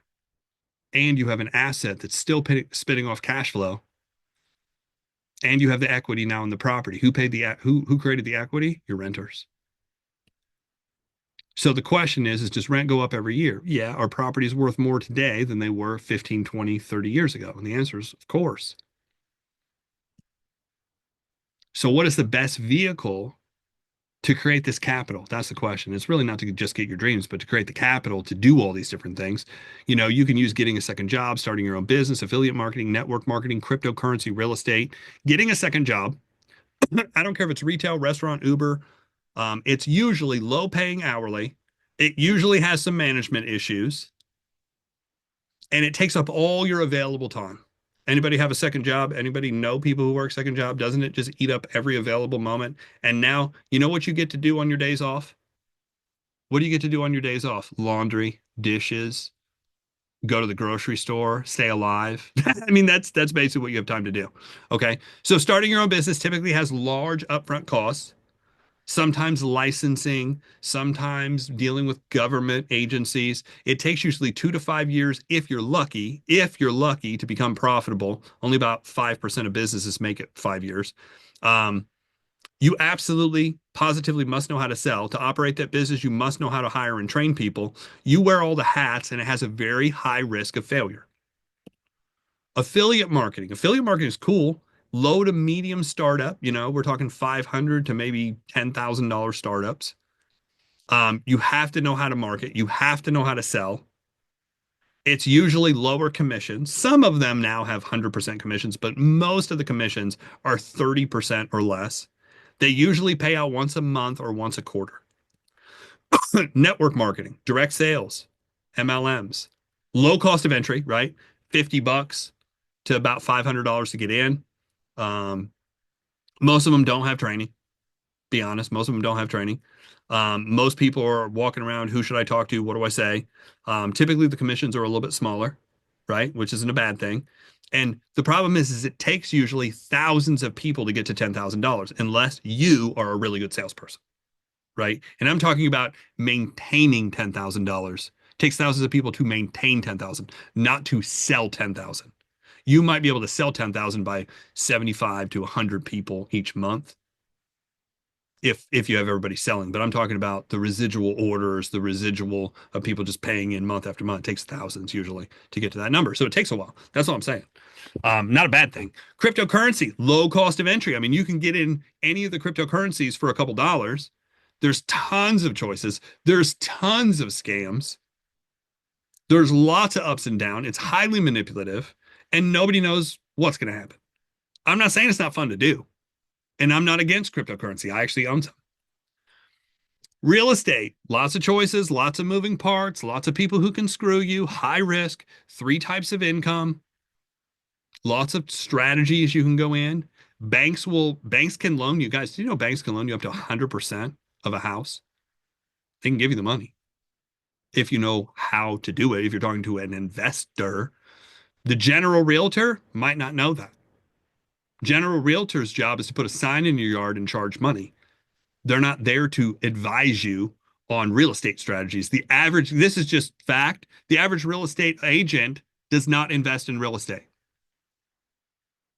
if that tells you anything. And there's tax advantages. So my leadership network, the reason why we're doing what we're doing, the reason we're here, the reason I put this together is, my leadership network, I put it together so it does have a lower cost of entry. But the purpose of it is education, strategies, personal development, networking, the opportunity to learn how to sell, how to speak, how to coach, how to train. There's no license requirement. It has a worldwide market. Do you know how many people are in direct sales? Does anybody know how many people are in direct sales worldwide? Roughly. I mean, not the exact number because nobody knows the exact number. It's 100 million people. 100 million people are in network marketing worldwide. Now, if your company only exists in America, or your company only exists in America, Canada, and Mexico, the rest of the world could be buying something from you. And you know what the number one thing needed for all 100 million? All of those 100 million people need one thing in common.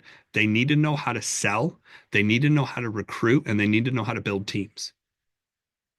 That's why I put this together. So, with that being said, my leadership network plus your scalable business helps you earn more money faster. Get results faster. That's the purpose.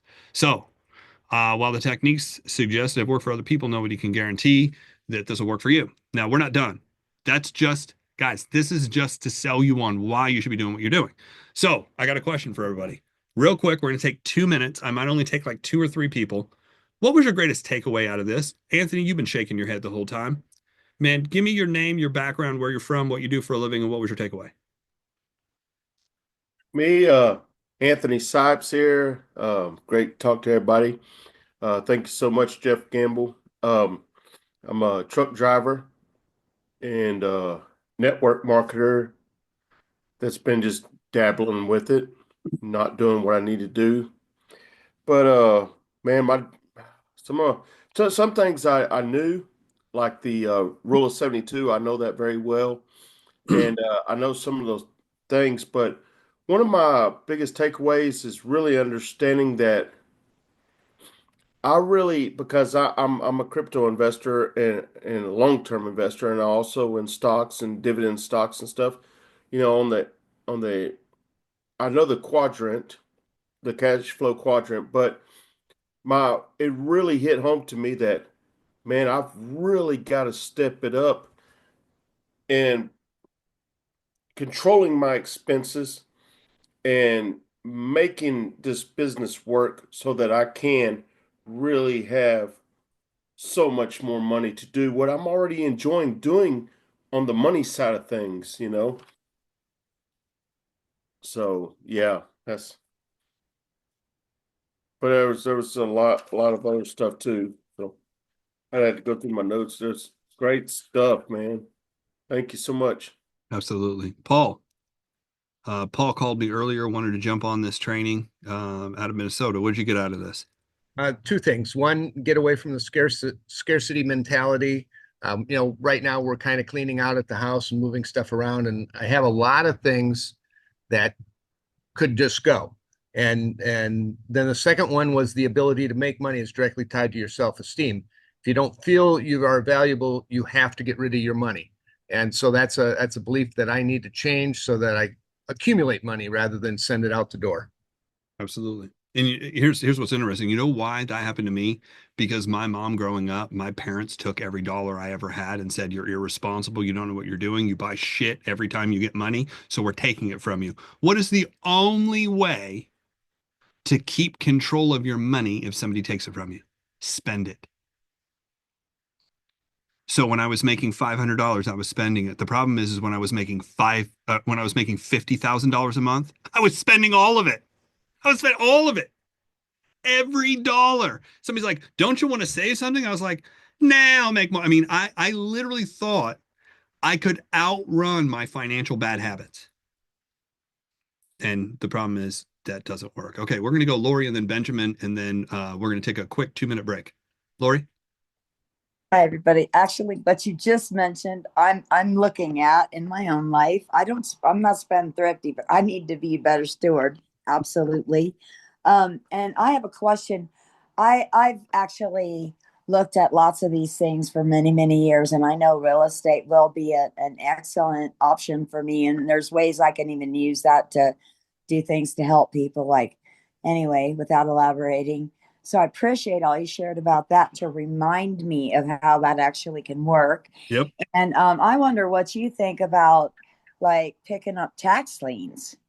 I know That'd be they're a conversation. It's a great question, but it's a conversation for another time. I have okay. a friend who came to this country as an immigrant and within 10 years was a millionaire because of tax liens. Yeah, So and I I have have friends that somebody. have done that. So we could talk about that Yeah, another that's time. it is. That's a cool question. And that's the thing. Real estate's so broad. There's so many different things we could get into. We could spend the rest of like this weekend just good. But I will have a conversation. I'll connect you with those guys. But that's a great conversation piece, Lori. Well, thank Great you. question. Guys, have a happy weekend. And thanks again, Jeff and Brandy. Awesome. Thank you. Benjamin. Good evening, Jeff. This is Benjamin. I'm in Dayton, Ohio, back in the Beautiful. cold weather of Dayton, Ohio. Mm-hmm. I One thing about the what we're doing, it inspires me to keep plugging away, even when I think that sometimes it's hard to convince somebody of the dream. and the lifestyle, but I believe in keeping it going, and your training is how people can do that. And I shared it with people from Germany. I've shared it with people from Hawaii and throughout any of my travels. And I don't see how anybody could not see the value in our training, because this is the best training they can get at the least cost to them. I mean, at the biggest part of it you want to think about is your time. Invest your time in the right places, be with the right people, be around the people that are doing it and making it success. So this is where it's at, and they just need to get there. So my biggest takeaway is, knowledge. You got knowledge. I mean, you have the freedom to do whatever you want when you want. So I'm Benny Boyles from Dayton, Ohio, former insurance agent and military retired veteran. Awesome. And I appreciate everything you do, Jeff. Awesome, man. And I look forward to talking to some more, and hopefully we can get some more people to see the light. Yeah, exactly. All righty. I'm at work, so I can't stay on long, but it's been great. And I'll watch the recording from the beginning. That way I can pick up what I missed. Awesome. And Benny is actually one of our founding members for my leadership network. He's been with us since the very beginning when I was like, hey, this is what we're going to go do. So great stuff. Here's what we're going to do now. We're going to take a quick 2-minute restroom, drink, food, whatever break you need. Go do it. I'm going to play some music in the background. And then when 2 minutes is up, we will get started with this second half. And this is where we're going to get into the leads and everything like that. So be right back. 2 minutes. We'll hear from you in a minute.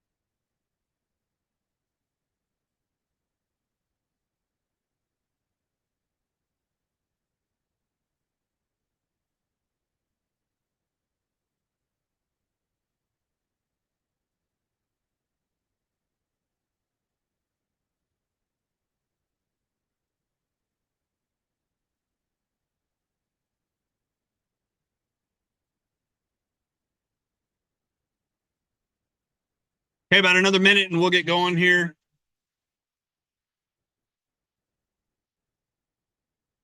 It's great to see everybody on here. We have Darlene, Douglas.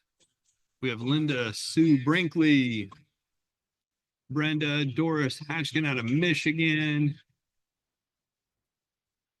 Who did I miss? Stacy. We have Zach, Florence, Colin out of Texas now. Doug, Linda McCormick. Brandy, Anthony, Paul from Minnesota we heard from. Benny Boyles is here. Lori's here. So how many people are ready to get rolling? That's the end of the song. So that's a little bit more than 2 minutes. So we're going to go ahead and get rolling here. We are recording as far as I know. Yep, recording is still going. So let's get into the second part. Grab your pen, grab your piece of paper. And here's the thing, guys, while you're sitting here, before we do anything, How many people know somebody that absolutely positively would have benefited from the last hour? My thing is here's the thing. They do not have to be on your team. They do not have to be in your company. They do not have to be selling the same product. Why don't you text them right now and say, hey, this guy is doing this free training for leads, and just tell them what you got out of the first part in 10 seconds. Do it as a voice text if you know how to do that. If you don't, just hit the little microphone and talk, and it'll text it to them and say, if you want, here's how you do it. If you want, I'll send you the link. It's for free. It's usually a $50 training. It's free right now. Do you want the link? And let's see if we can get more people on here. I mean, I'd love to see us double what we have. I'm sending some out right now. Let's just take a minute and do that. I have a couple people in mind.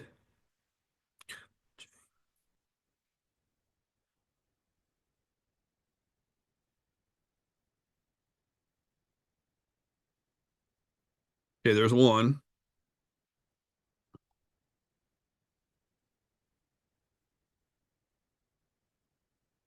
Two.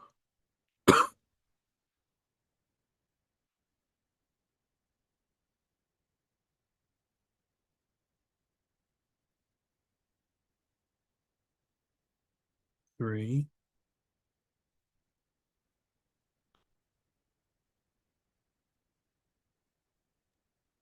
Hey, Jeff, can you hear me? Go. So I just called the two people that I invited. I was in Hawaii, and I went straight to their voicemail. I don't know if it's because it's so late where they're at, Could or be. they. It'd be I early. Well, it's what it's 10, 6. 15 till 7 here, so it is probably about noon there. Yeah. So yeah, and so the one guy that I talked to, he actually has an associate's degree in marketing. Oh, nice. Yeah, you were telling me about him, I think. I probably didn't yet because I met him after I talked to you the last time. The guy I talked to that was from Germany, now he's on vacation, so he might not jump on Yeah. until after he gets back from vacation. But I did text them both to let them know that we were doing this tonight. And I jumped on. I'm at work, of course. Yep. I got back. Oh, they were so, the executive chef, he laughed it off as he usually laughs most things off. But Denise, the sous chef, she was pissed. Oh, wow. Yeah, she was pissed because, I extended my vacation without asking for permission. Yeah, well, when you have money in the bank and you don't need the job, you're just working there because you want to, you get to make that decision. That's what I told him. He said he's going to have to write me up because I didn't call off for when she scheduled me last week. And I was like, I sent her a text message, and you're right, I didn't call her. So, you got to write me up, write me up. I mean, I don't care. He says, I knew you would say that. I'd be like, do you want a red pen or a blue one? Yeah. I said, you want me to write it for you? Now I've decided. But yeah, and I've just telling everybody about here. I've got like 6 people that want to go to Hawaii now. Yeah. That promotion, man, and we have a way to do it. I don't have the money to go to Hawaii. You would if you worked with us. Okay, I'm gonna mute everybody out. We're gonna get going here. Okay. I sent my messages. Great to hear. I'm glad you're back. Good times, good times. Okay, so we're back on it. The training's starting. Okay, if you're ready, say I'm ready. We can't hear you, but you know what I mean. Thumbs up. Okay, so part 2, basic objectives in business if you want to do something. And here's a question I have for all of you. Are you struggling to basically find qualified leads for your business? I find this to be a major one. There's 2 questions everybody asks. Who do I talk to and what do I say? The majority of us are having a problem finding qualified people to talk to. And if you're tired of spamming people online, which that happens a lot, you spam a bunch of people. Hey, do you want to look at my thing? Look at my thing. Look at my thing. Watch my video. Watch my video. Watch my video. Are you tired of chasing people around, being unfriended, blocked, rejected? I do. I know exactly how you feel. I had one of my Facebook accounts, my original Facebook account. I had 1,800 people there, got shut off because I contacted too many people. Not Facebook jail, deleted. All the pictures, all the videos, everything gone. And I haven't climbed the ladder high enough to tell Mark Zuckerberg to reopen it. Um, and what I can tell you is I feel, I mean, I understand. I've been there too, where I just don't have the right people to talk to. I don't have enough people to talk to. I don't know where to find people. But I did find that there's a better way to get leads. And it starts with this. You basically have to have the right philosophies, the right thinking, and the right activities to produce money in business. Okay. So, philosophies. People do business with people they know, like, and trust. How many people have heard this? Say I. Or raise your hand, actually, because I can't hear you. People do basically know, like, and trust. So, how can you help build more belief in yourself that you can do this? And here's the blueprint to do that. Number one, you need to read, right? This is the personal development side. If you want your business to get better, you have to get better. It's not about finding the right leads. It's not about joining the right associations. It's you developing yourself. It's you fixing some of the things that need to be fixed. For some of you, you need to be more positive. For some of you, you need to be more excited. For some of you, you need to be more interested in other people. But that takes working on us, and that's hard, right? It's difficult to work on you. But if you read 15 to 20 pages every single day from a John Maxwell book, from a Robert Kiyosaki book, from Darren Hardy and, I mean, there's so many books. I don't want to name them all. Number two, what you listen to. Guys, podcasts are great. Most people listen to music and we know the words to, roughly, I think the average person knows the words to like 500 songs, but most people don't know what their finances are. That's a priority problem, right? That's a big priority problem. If you don't know what your budget is, but you know the words to 500 songs, there's a problem in what you memorized. Again, that's that system working against you. What you watch. Most of us want to be entertained. Entertained. Here's what I've learned. People who make under $100,000 a year, their priority is entertainment because they're trying to forget about how bad life is, in a way. They're focused on TV shows, they're focused on movies, they're focused on sports. And I'm not saying there's anything wrong with any of those. I watch TV every once in a while. Brandon and I watch a lot of movies. I'm a moviegoer. I love movies. And occasionally I'll go sports. But here's the thing.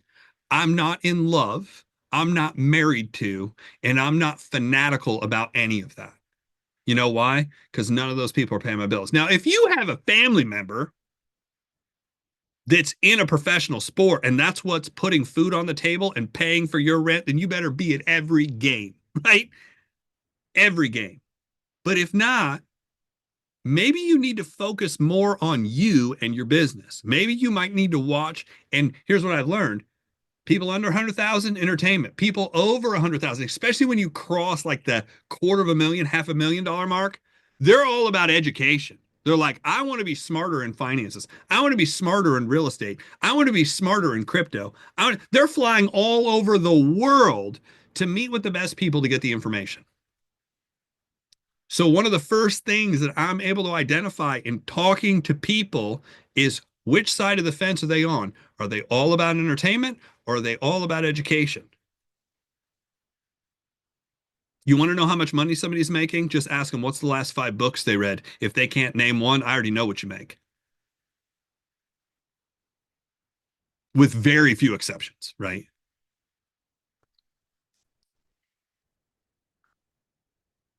What you attend and who you associate with. The reason it's a good idea to pay to go to any seminar for any specific training is not necessarily what you're going to get from the training. It's the association of the people around you. I was listening to this guy, Ty, the other day. He has, I don't know, something like a gazillion views online. And, he's made hundreds of millions of dollars. He currently is living in I want to say it's like a 50,000 square foot mansion in LA. He rented it out. It's over 100. His rent is over 100,000 a month. Rent. It's over $100,000 a month. He goes, well, the reason I rented out this 40-bedroom mansion with a pool and a basketball court and everything and a gourmet kitchen and a bowling alley. The reason I rented it out is I can live here and run my business from here. I can run seminars out of here. I have space to have office. I can invite people over who have influence and money because it's a gated community and it's a great scene and it's private and they get to go out back and they don't have a swarm of reporters and they don't have a swarm of photographers and TMZ isn't here trying to breathe down their back. And he goes, and I'm able to interview these people and entertain these people. He goes, the $100,000 I spend, I make 10 times that. Who are you associating with? Who are the 5 people you are spending time around? What are their incomes? And I used to say this all the time. If you're not talking to anybody that makes 6 figures in business on a regular basis, you will never make 6 figures in business. Not being on a training like this every once in a while, actually in conversation. Hey, how are you? What's going on? What did you get done today? Does that make sense? Same thing is true if you want to make 7 figures. If you want to make 7 figures and you're never talking, you're not in conversations with people who make 7 figures, you will probably never make 7 figures, statistically. Association is everything. So you become like the people you spend the most time with, but you specifically become like the 5 people you spend the most time with.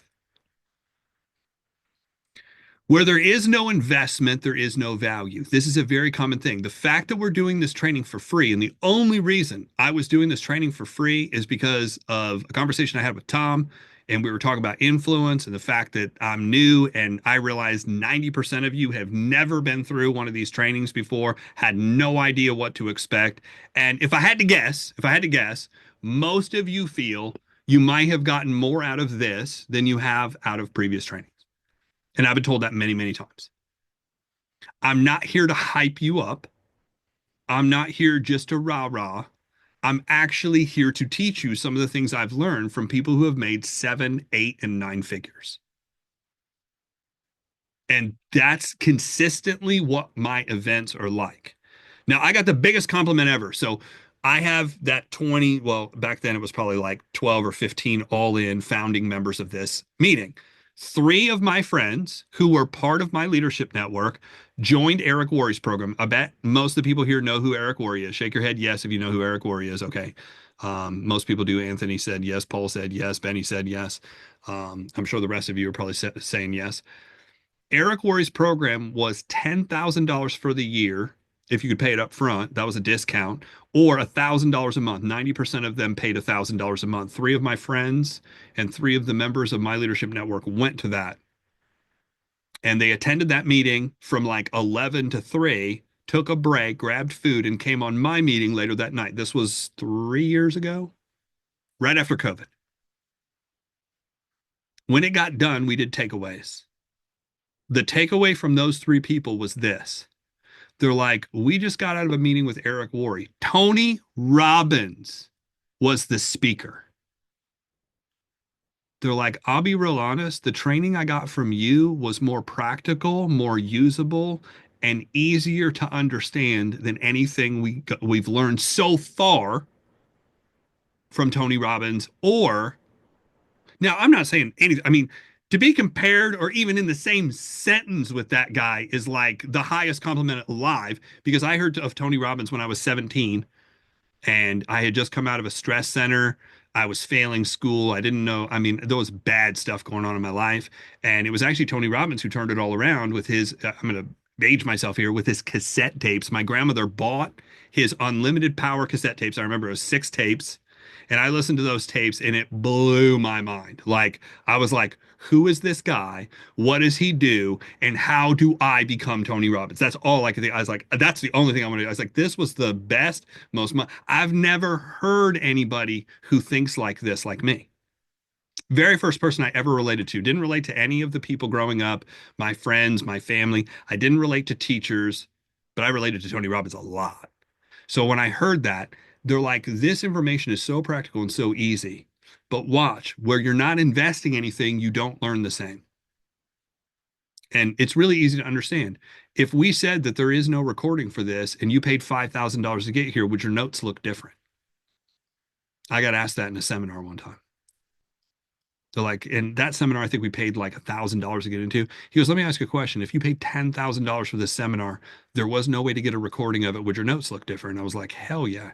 He goes, well, maybe you might want to start taking notes as if the information is that valuable, because then you'll start making that kind of money. Think of your first day at work compared to a day 5 years later. How confused were you when you first started? I mean, you didn't know where the bathroom was. You didn't know where to put stuff. You didn't know the organization. You didn't know the order. You felt completely out of place. That's how people are going to feel coming into direct sales, network marketing, affiliate marketing. That's how clients coming in, they're like, I don't know what to do. And here's the thing. They don't know. Your client, your prospect doesn't know, but it'd be a really good idea if you knew what to do, right? So watch this. If you do more activity, will you feel more invested? And the answer is yes. Some of you are waiting on the feeling fairy to fly in and sprinkle some dust on you to get you to be motivated to believe. It literally takes just showing up and doing it every day. Here's the problem. No one's calling you to ask you if you did it unless you're paying them, right? I mean, if you had a coach and you're paying a coach or paying a mentor and saying, look, what I need is somebody to be on me and make sure that I get this done. That's different. We're going to create an accountability group. I know Tom, some of us work with Tom. Tom's creating an accountability group. So I'm waiting to see what he's doing because I do not want to go over the top of anything he's doing. But I created an accountability group the day I decided I was going to do this. I created like 14 different forms, created the open house, created the flip book, created the fast start training, modified our event system to fit what we were doing. If you get more results, think about this. If you get more results, will you feel more successful? Of course. So if you do more activity and do more results, what happens? You'll get more sales and more signups. Would more sales and more signups make you feel more confident and happier? So here's the formula. Small wins build confidence. And the more confidence you have, the more results you get. So if you want to make more money in business, there's three things that you're going to have to figure out. Number one is, where are the leads coming from?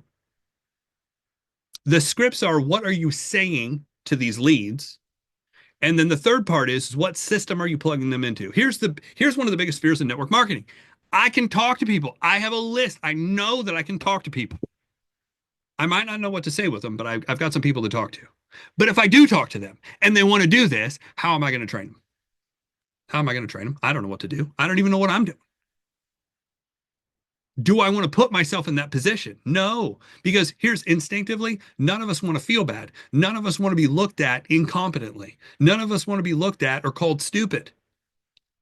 Or maybe even like you're taking advantage of somebody, because if you don't know what to do you not feel you're taking advantage of them by signing them up? Maybe. But watch this. If there was a system that was already built, that already had all the training, and all you had to do was plug people into it, now you don't have to know all that stuff. You say, look, I'm learning, you can come learn too. I'm learning and earning, you can come and learn and earn too. That's why having the system in place from the day I started was the most important thing. Number one, what are you trying to sell, or what are you trying to get them to buy? Now, if we talked about affiliate marketing, it's whatever product it is, right? Now, there may be different products inside the affiliate marketing program. So now you have to figure out which one are you really focused on marketing. If you're in direct sales, a lot of people, I ask them this question. Are you trying to sell the opportunity and find people to work with? Or are you trying to sell the product? Most novice network marketers will say, well, I'm trying to do both. A confused mind does nothing. And a rabbit cannot run in two directions at the same time. Here's what I know. If all you're trying to do is sell product and that's the only thing you're trying to do, you should probably go into high ticket sales. Now, here's why I say that. Network marketing, direct sales is on this side, and high ticket sales is on this side. If I'm in network marketing, what do I have to do? I have to create a list. I have to prospect. I have to present. I have to follow up, and I have to close to make nickels, dollars. High ticket sales, same process. Have to have leads, have to prospect, have to present, have to follow up, have to close. I've been in high ticket sales making anywhere between $1,000 upwards of $40,000 each sale. The process is identical. It's identical. If you're going to sell products, go into high ticket sales. And I'm not saying stop network marketing. That's not what I'm saying. I'm saying if you're doing it to make money, go into high ticket sales if all you want to do is sell. I can count on one hand the number of people that I know that make six figures or over just selling their product in their direct sales company. And that's their only focus. Just a handful. 99% of all the people that I know that have money, freedom, lifestyle, they've all recruited and built teams. And their focus was recruiting, in hierarchy of best case scenario, recruiting, being part of the team, buying the product, or referring me. Which that's why my approach, we're going to talk about here in a minute, is more education than it is persuasion. I'm not trying to talk them in. I'm trying to educate them on all three and asking them which they want to be. But what would be my overall objective? My overall objective is I'm looking to build a business. I'm looking for people who want to come onto the team and work together. I know an organization is going to create freedom. An organization is going to create freedom. An organization is what keeps me excited about this. Honestly, the product does not necessarily keep me excited. I like the products. That of all the companies I've been in, I've liked all the products. Honestly, why would you get in a company that you don't like the product? You're like, I hate this stuff. Do you want to buy it? That's not going to work. So, what is your system or sales process? This is key. This is the next thing you need to know. So 97% of salespeople wing it. There is no system. There is no step by step. It's just, I kind of do whatever I want to do. Well, here's the problem with that. If you have no system and you have no plan and you have no tracking that you're doing, you'll have no success in most cases. If you just wing it with everything you're doing, you can never teach it or duplicate it. So what you're doing is you're trapped and you have a giant cage. There are 3 skills you need to master to have success in any business. Any business. Real estate, prospecting, presenting, promoting. Insurance, prospecting, presenting, promoting. Financial services, prospecting, presenting, promoting. Construction, prospecting, presenting, promoting. Guys, it doesn't matter the business. If you're dealing with like products and sales and teams, unless you're an inventor, right? That's different. And you're selling your patent and your invention. And I was unfortunate. I wasn't smart enough to do that. So prospecting starts with 2 questions. Number 1, who should I talk to about my business? And number 2, what should I say? I don't care if you're in holistic health. I don't care, holistic health meaning you're, trying to be a naturopath or trying to be a certified natural health coach.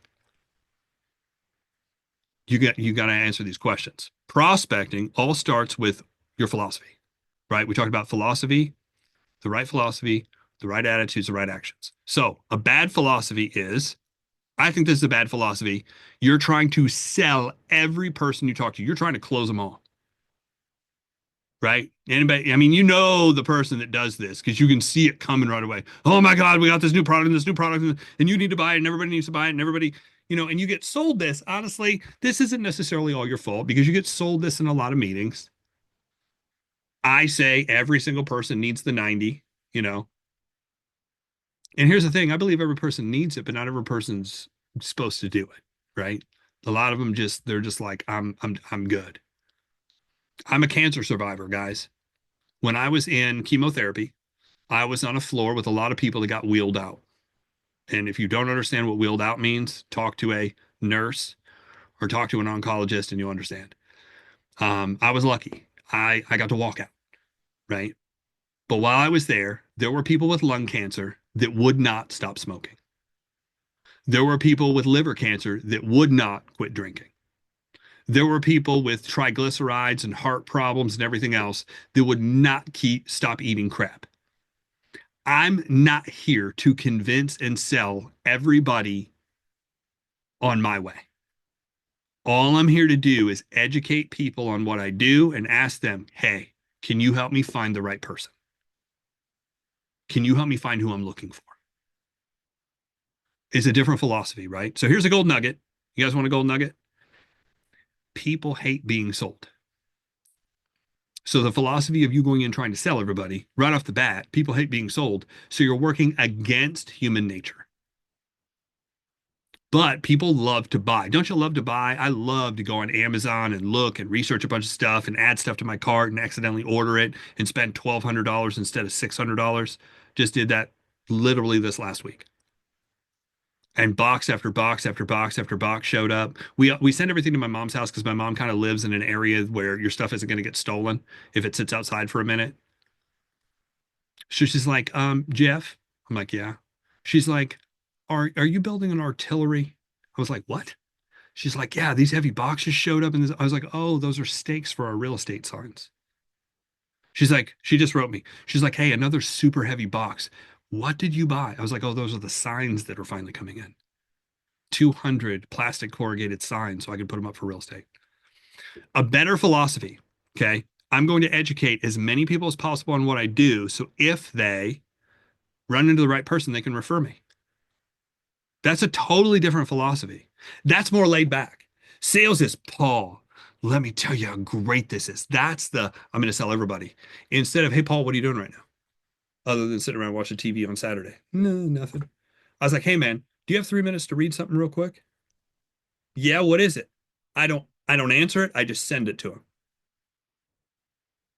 Hey, Anthony, what are you doing Saturday? Are you working today? Are you driving? Because I don't want to send you this if you're driving. He's like, no, I'm home for the moment. I leave out probably tomorrow or Monday. I said, great. You got 3 minutes to read something? Well, yeah. What is it? Send. Do you see the difference? It's so much more casual. It's so much more laid back. It's more, I'm going to educate you on what I do. I'm going to make you come to me rather than me chasing you down. And I learned this principle because of this story of a grandfather and a grandson, right? And this is actually, it's my story. When I grew up, my family was in Pennsylvania, and my great grandfather always used to like to walk down to the river, right? The Allegheny River in Pennsylvania. That's where Pittsburgh. My grandparents were from Arnold, New Kensington, Pennsylvania, which is like on a mountainside, literally. It's a hill. And we walked down and we went to the river, and there were always ducks and geese and all kinds. I don't know if they were geese or ducks. I'm not a animal person on that level. Brandy would know exactly what they were. But my grandfather always used to bring bread. And guess what I did as a 2 to 5 year old every time I saw the ducks? I ran at them and tried to throw the stuff. What did the ducks do? They ran away. How does everybody know that? Are you guys ducks? No. But that's natural instinct. That's animalistic instinct. When you run after people, when you run at people, when you're desperately trying to do something, what do? They run. My grandfather, on the other hand, would sit on a park bench and he would throw a couple pieces into the water and wait for a duck to come up or geese, and it would eat it. And then he'd throw a couple closer, and then he'd throw a couple closer, and pretty soon, what happened? All the ducks that he wanted to hang out with and see were literally standing at his feet and sitting next to him. Do you know how many years it took me to slow the approach down and not run after the ducks and not be overly excited?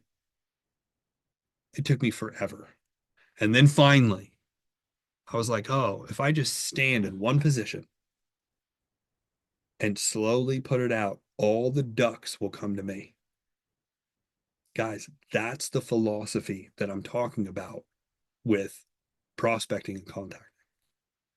Now, the aggressive part is if you want your business to work, you're going to have to go out and do this every day. That's the discipline. That's the hard part. Is doing it every day. Is finding those two people to talk to, not ducks, but finding the two people to have that conversation with. Now, it's easier now than it's ever been because before social media, before text messaging, you literally had to call somebody and say, hey, I'm coming over to show you this, or I'm coming over to drop this off. Initially, it was dropping it off. So instead of texting them the presentation, I would come over and drop the presentation off in the form of a cassette tape, a videotape, a CD, a magazine, a brochure, and say, hey, can you do me a favor real quick and read this? Then I have to get back in my car and drive home. Then I have to call them back and say, what did you like best? Then I'd have to drive back over. Then I'd have to pull out a yellow notebook. Then I'd have to draw everything out. And then I'd have to leave them more information. I have to drive back home. Imagine doing that twice a day. People built multi-million-dollar incomes doing that. Ay caramba. And now we get to sit at home and text message and we bitch, whine, and cry about how hard it is. Now, I just described the same story my parents told me of climbing uphill and downhill in the snow and 10 miles to school, right? You guys have all heard that one. But that's what it was like. That's the reason I think it's so easy now because I did that to start. Okay, so a better philosophy is I'm going to educate every person and teach them what I can do so they can refer me, right? So to build any business, you must have leads. If there are no leads, if you guys have no leads, you have no business. How it works, right? So there are 4 types of leads. Warm market, those are people we know. Cold market, those are people we don't know. Purchased leads, and we're going to talk about different kind of purchase leads, and then social media or attraction marketing. So we're going to start out with warm market, okay? That's friends, that's family, that's acquaintances. These are people, you don't have to know them intimately, but you probably know them on a first name, and you've seen them more than once, and they know your name, okay? So out of this group, people will fall into one of these 3 categories. They're either going to be a 1, a 5, or a 10. A 1 is somebody you have influence over. Why do you have influence over them? You might be older than them. You might have a better degree than they do. You might live in a nicer house. You might make more money. But in their eyes, you are doing better than they are. These people are very easy to get information to, but very hard to recruit. Why? They're typically hard to recruit because they got stuff going on that may not be favorable. Like, well, I could do this if I had the money you had. I could do this if I had the contacts you had. I could do this if I had the time that you had. That, they have a lot of excuses. Why? Because they're not doing as well as you and they know it. Or at least they perceive it. Because sometimes it wasn't true. I was like, you actually do a lot better than me. I guess I might look better because of the people that I'm around, but you actually financially do better than me.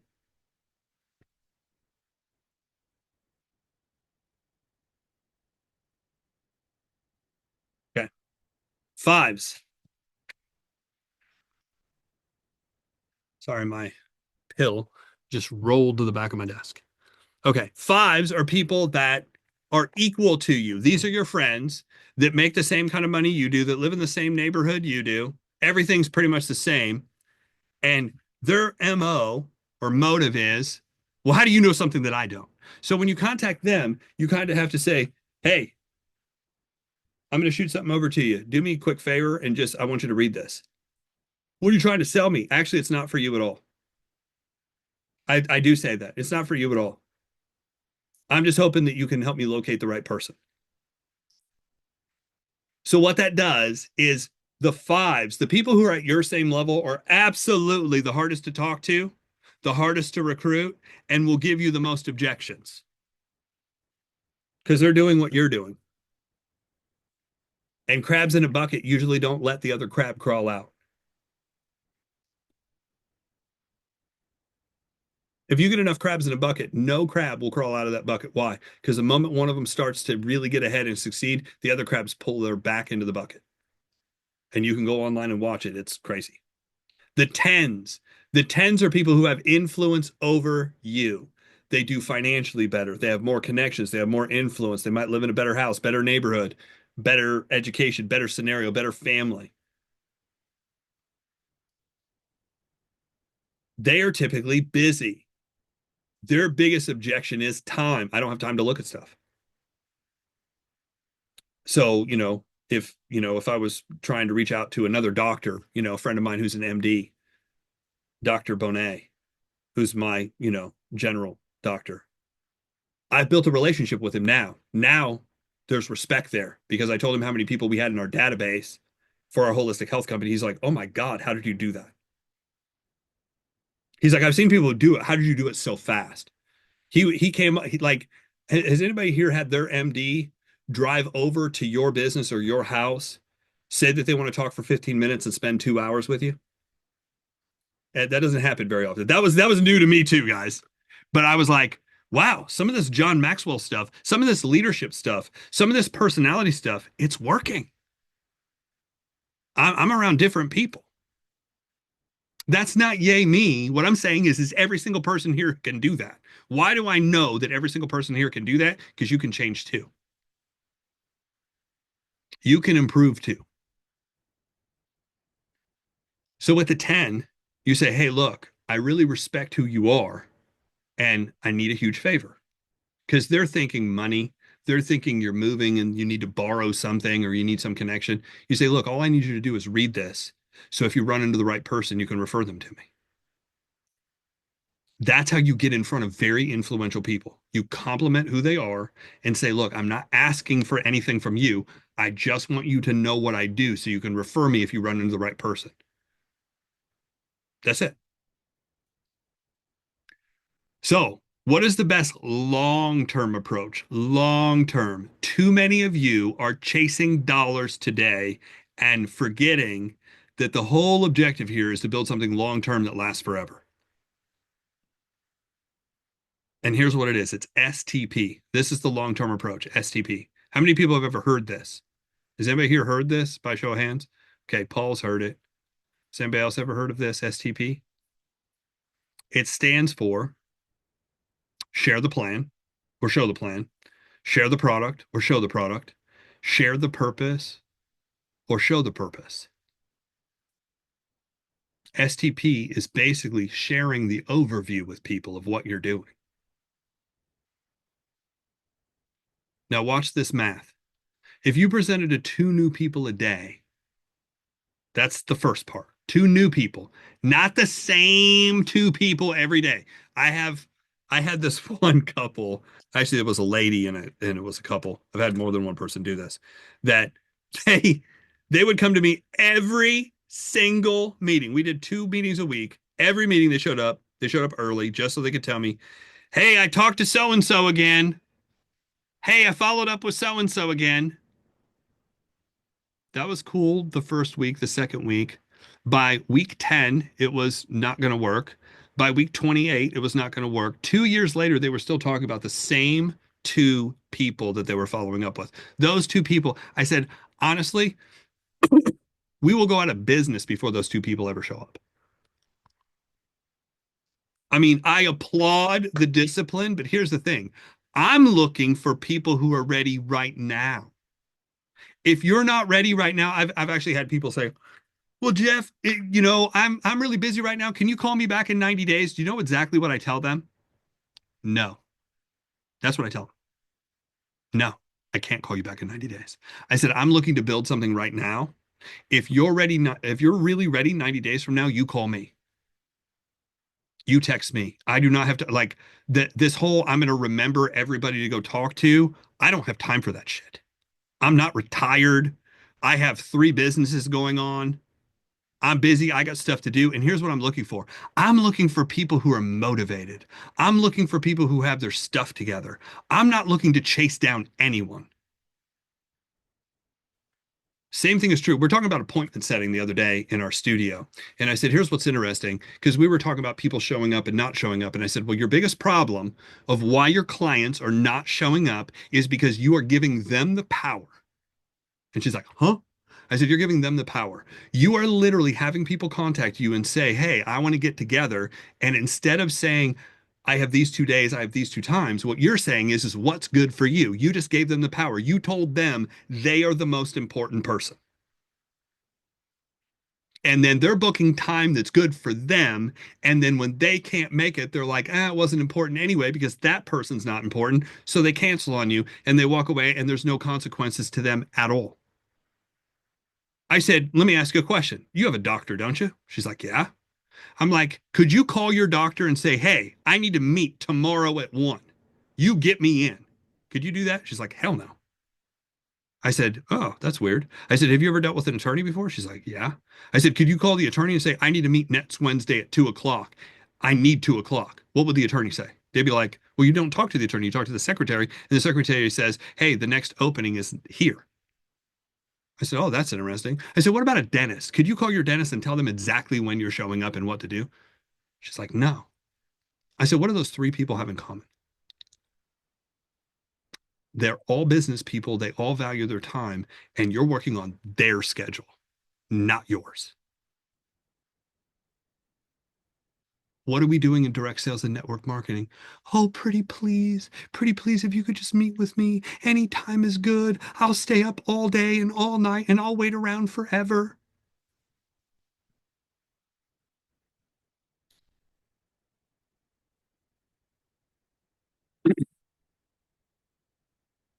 Does that make sense? So you add these 2 people to the database, and next you're going to market to them consistently. Why do we do an open house once a week? Why do we do a training once a week? Why do we do a monthly mastermind once a week? Because now you have the ability, because it's the same and it's the same time, it's the same place. You have a consistent, loyal event that you can keep inviting these people to. Only now you're doing it with a database. You're not physically having. Now, every once in a while, there might be something really, really cool that you can pick up the phone and be like, look, we haven't talked forever. I'm going to catch up. I showed you this months ago. It wasn't for you. There's no problem. Hey, I just want to let you know about a new promotion that we're running. I want to let you know about a new whatever. Does this make sense? 2 plans shown 5 days a week is 40 a month, or 480 people a year that you add into your database. If you did 5, it would be 1,200 people a year. How does that compound out? Well, in 5 years, that's 2,400 people in your database if you're showing it twice a day, or it's 6,000 people in your database in 5 years. Here's where the math kicks in. If you had 2,400 people in your database and you got a 1% return, 1%, you would recruit 24 people. Let's say that's in a year. That's not bad. That's 2 people a month. What if it was a month? What if it was a month because a couple of these people would be like, hey, timing's right now, but a bunch of them would refer you to new people.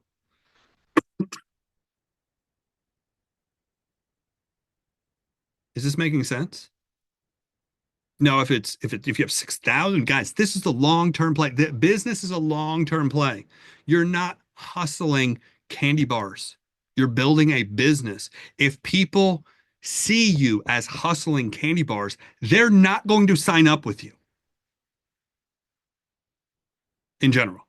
I mean, if you talk to enough people, I don't care who you are, I've seen it done. If you talk to enough people, you get somebody to sign up. But I'm talking about consistently signing people up and finding the right people.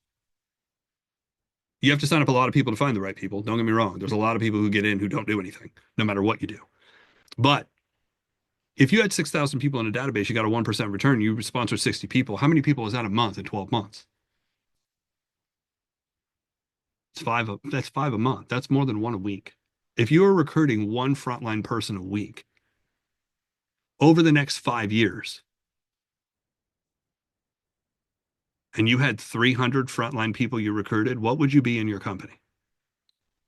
You'd be a top leader. You'd probably be the top recruiter. You'd probably be the top team builder. You'd be one of the top money earners. You would have all the respect. You'd have all the accolades. And even better, it would be so astronomical what you're doing that people would reach out from other companies and want to jump and work with you. How do you market to your database? Well, it's by what you read, what you watch, who you're prospecting, who you're presenting to, how you're promoting. Like there's so many different options, but mainly you're just inviting them to the next event. So that's warm market. Not that difficult, right? Having the right approach with warm market decreases your anxiety and increases your activity. When people know all they have to do is send a simple text that says, "Do you have 3 minutes to read something?" And then we just send them a written presentation with a call to action that says, "If you want more information, text me back, send me the video." I make them come to me. I ask for a favor in the beginning. I ask for permission. I ask for a favor. And then I make them come to me the rest of the time. When I send the video, I said, once you're done watching the video, text me back how to get started so we can get on the phone if you want to move forward. So here's a question for everybody. If I send them a text and I said, "Do you have 3 minutes to read something?" and they say, "Yes," what is it? What are we talking about? What are you doing? All of those are positive. I send it. What if they say, "I can't get to it till later"? I still send it. What if they say, "I'm not reading it unless you tell me what it is"? Block, delete, unfriend. You say, "Well, that's harsh on your mom." I'm kidding. I wouldn't do that to my mom. But I mean, there are certain people I have done that to. I said, "Well, I can see that you're not actually a friend. You're 100% out for yourself, and that's it. And I just don't stay connected to people like that. So I'll be unfriending and deleting you." Do you really say that? Yes, I do. Yeah, I do. And that might, some people are like, "Oh, I can never do that. I can never do this." Well, your income is in direct proportion to your ability to make decisions like that.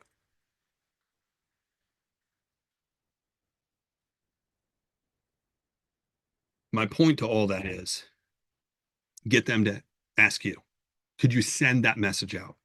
Then you walk them through the process. They keep asking you for information, information, information. And eventually you can get on the phone with them. The pre-qualification questions I've already written out for the company we're in.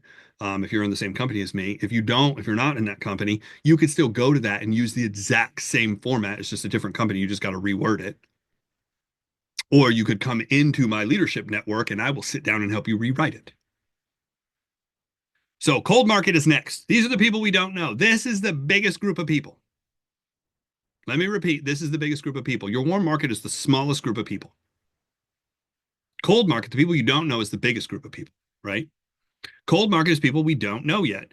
People do business with people they know, like, and trust, even the people they don't know yet. So the question is, how do you create someone who knows you, someone who likes you, and someone who trusts you? That would be a good thing to do, because if you can build that, you can do business. If you cannot build that, you cannot do business.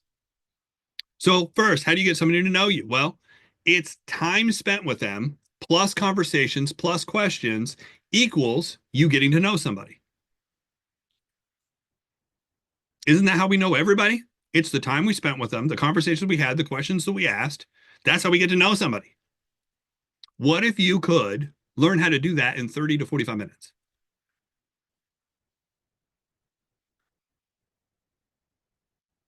So next, how do you get somebody to like you?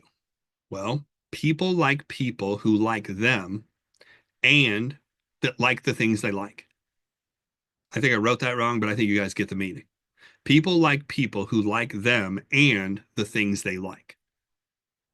If they like race cars and you compliment them on race cars and you have a friend that does race cars, they will start to like you. If they like butterflies and you like butterflies, great.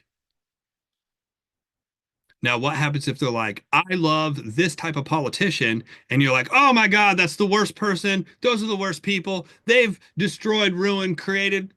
Are you winning? Are you going to recruit that person? No. I always say, "That's amazing. Why do you think that?" Hey, I'm indifferent. I don't care. I don't care. Totally indifferent. Unless they're, talking about something that hurt physically like literally is hurting people. I'm like, okay, that's not good. Want to know the fastest way to get people to like you? Absolutely the fastest. I mean, 10, 30 seconds. Be interested instead of interesting. Okay, so that's from How to Win Friends and Influence People. I was like, okay, so what they're really saying is pay attention to the other person, ask questions to the other person. I get that. Here's a better way to say it. The fastest way to get somebody to like you is to compliment someone and make them laugh. It said if you can make somebody laugh in the first 10 to 15 seconds of them meeting you, they instantly will like you. Well, how in the world do you do that? Number one is just be happy. You know, people are naturally attracted to happy people, and people tend to try to avoid negative people. If you're always talking about being sick, if you're always talking about being broke, if you're always talking about your problems, if you're always talking about how you were hurt in the past, people will avoid you like the plague. People won't enjoy spending time with you if that's the conversation. The woe is me, watch this. The woe is me will initially get you attention, but eventually it will cut everyone off in your life. And the problem is we're all seeking that immediate attention. So we always lead with the worst case scenario to get attention. The problem is if you stay on that path, they eventually cut you off. They don't answer your calls. They will not come out. They will not talk to you. People are like, well, that's mean. That's life. Sorry. That's just how it works. And here's the thing, like, I'm not doing this event to be liked, right? So I might say some things and I apologize. Sometimes I use language, sometimes I use scenarios, and people are like, well, I really don't like I'm just trying to get the point across so that way you can make the decision you need to make for your business. But the fastest way is to compliment somebody. And here's the thing, we're talking about actual real compliments. We're not talking about fake flattery. Does that make sense? Anthony's always positive, right? Every time I come on, Anthony's been positive. That I've talked to him. Now, does Anthony have bad days? I guarantee Anthony has a bad day every once in a while. Does Anthony feel bad every once in a while? Yeah. But so far, he's always been positive. So I can say that that's real, right? Lori's always been one of the first people on. She's been attentive, right? I've had great conversations. Hattie's always been here, like early, on time. Make sense? Had great conversations with Ken and Paul, and there's a couple other people. Benny, again, is another super positive person, always. These are actually real compliments. When somebody wears something cool, when somebody, I have a friend who said, if you compliment somebody's hair, they will wear that until it rots off their head. If you compliment somebody's clothes, their jacket, that'll be their favorite jacket. If you compliment a guy's tie, that'll be the tie he wears every single time. If you compliment somebody's watch, that'll be the watch they'll try to wear every time they see you. People they crave recognition and compliments. Well, if they crave recognition and compliments, why are you not, if you're in business for yourself, if you're trying to build, why are you not focusing all your energy on that and stop talking about your woes?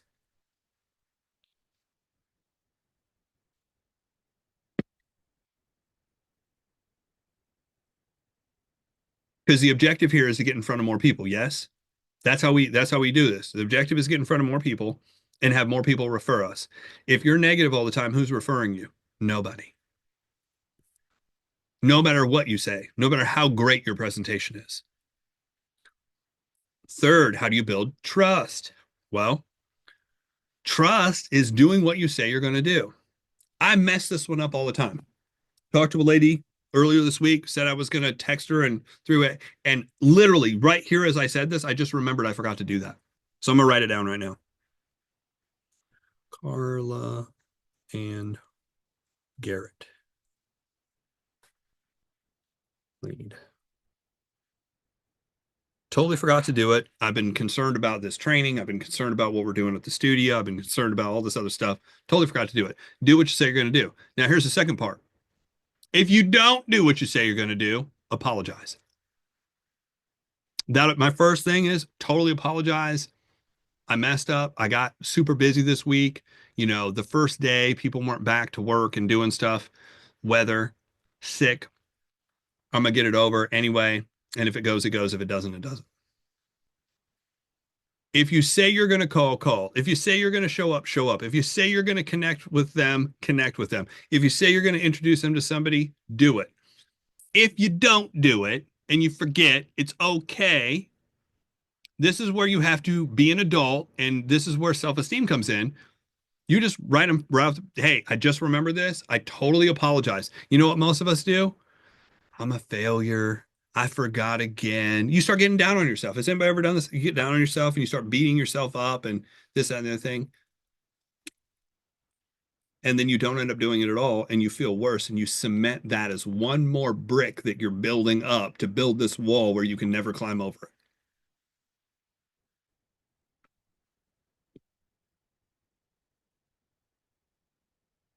Some of you feel like you're in therapy right now. I always felt like I was in therapy when I went to these trainings. I was like, man, I'm messed up, you know. And my point isn't to say, you know, is we're all messed up a little bit. It's just to point out what we need to do. So, want to know the fastest way to build people's trust? It's edification plus third party can establish instant trust. I said can establish because unless you do it right, it won't establish trust. For instance, if let's say me and Anthony are talking, I don't know Anthony that well. We met at a truck stop, which would be obviously pretty likely if he's in trucking and I was in trucking. And we meet and we sit down and talk.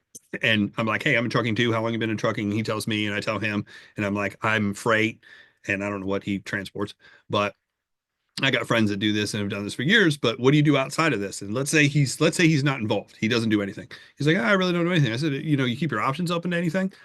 He's like, well, I mean, my options are always open. I said, look, I'm working on something with some extremely successful people, who, you know, have money, you know, have time, have this, have this. You know, I'd be happy to introduce you to the project we're working on. Do you have 3 minutes to read something, you know, tonight? He's like, yeah, sure. So what I did is I set up the introduction before I ever sent him anything. Why? Because I don't know him. I'm trying to establish this trust. I'm going to introduce you and I'm going to send you something. So if I send it and he likes it, he knows what I'm going to introduce him to somebody. Now, when I introduce him, let's say I introduce him to Paul. I said, look, I'm going to introduce you to Paul. Paul's an extremely successful person that I work with. He's out of Minnesota. You're in Texas. It's miles and miles away. Right. And I say, look, I'm going to introduce you to somebody I work with. They're very successful. They know 100% of the facts. They've helped a lot of people and they love to have fun working on this project. And I three-way text. I said, hey, Paul, this is Jeff Gamble, Indianapolis, you know, out working, ran into Anthony. Anthony's background's in trucking. Just wanted to introduce you. He's actually read through the presentation. He's seen the video. He says he's an 8 out of 10, you know, wants more information. Can you please tell him about the next event? If Paul starts out by saying, man, you're working with a great person in Jeff, what did that just do? Instantly establish trust. Somebody else is verifying that I'm a good person. Do you see how fast that happened? So here's the thing. Do you have to intimately know people? Do you have to know their kids? Do you have to know their birthdays? Do you have to go to their house? Do you have to see underneath their furniture? Do you have to go through their cabinets? Do you have to know what's in their refrigerator? Do you have to know all the garbage that's stuffed in their garage to be able to recruit them? You don't have to know any of that shit.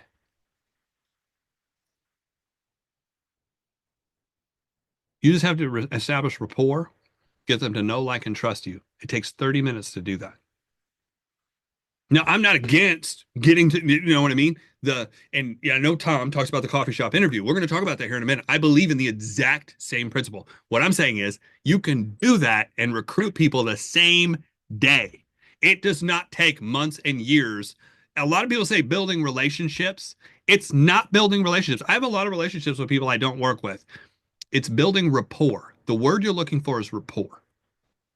You need to build rapport to recruit somebody instantly. You do not need to build a relationship to recruit them instantly. Because relationships take time. Here's my philosophy. I will build rapport to recruit you. I will build a relationship with you to build a business with you. You have to get in first. I'm not hanging out and spending time with a bunch of people who are not interested in doing what I'm doing to hope and pray someday they change their mind. I don't have time for that.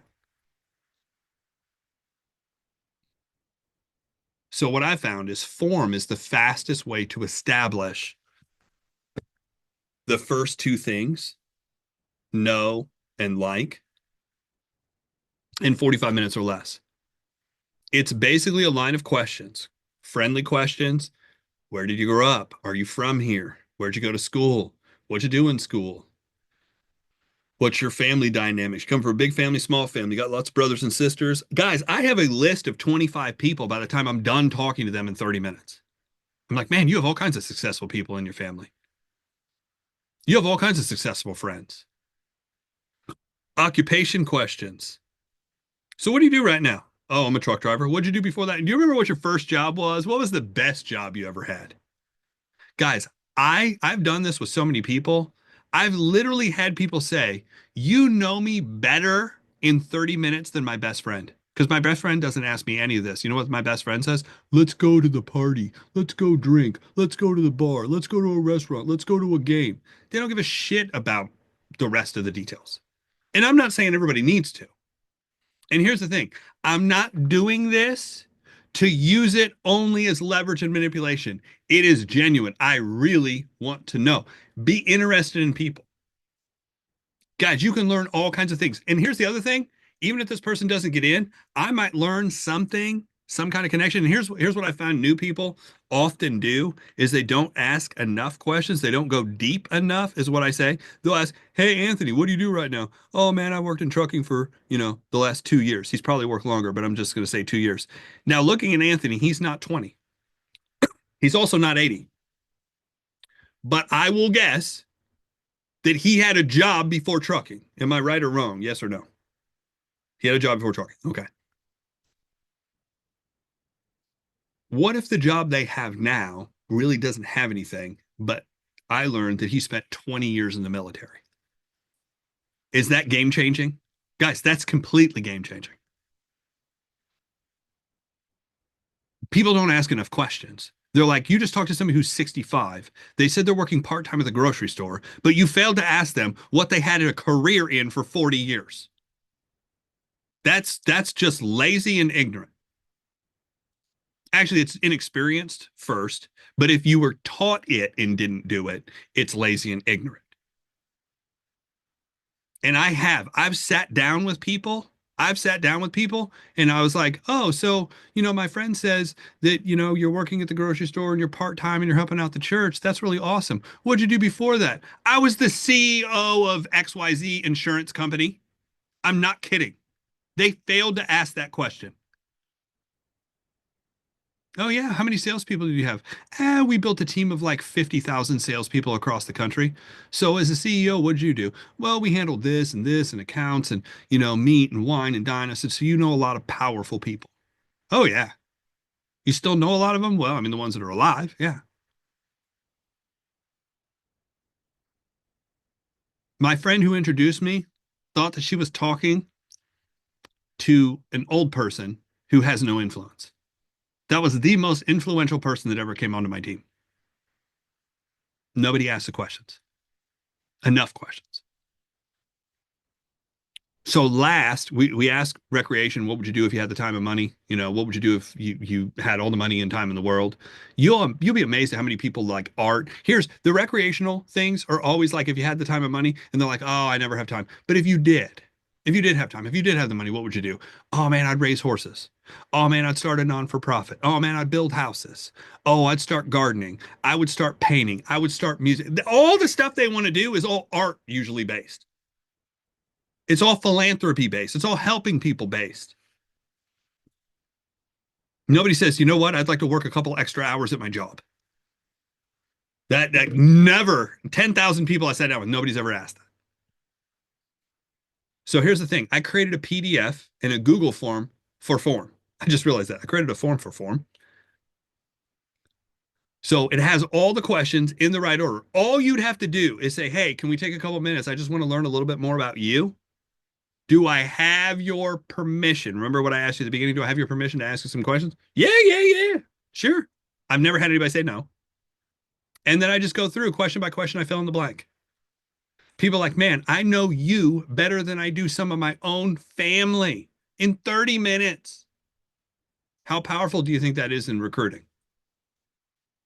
How powerful do you think that would be in if let's say I owned a traditional business, which I do, and I did this with holistic health people, or I did this with real estate people. They're like, I've literally had people tell me, they're like, I've been to hundreds of interviews. I've never had anybody do what you just did. Like, I feel like I belong here.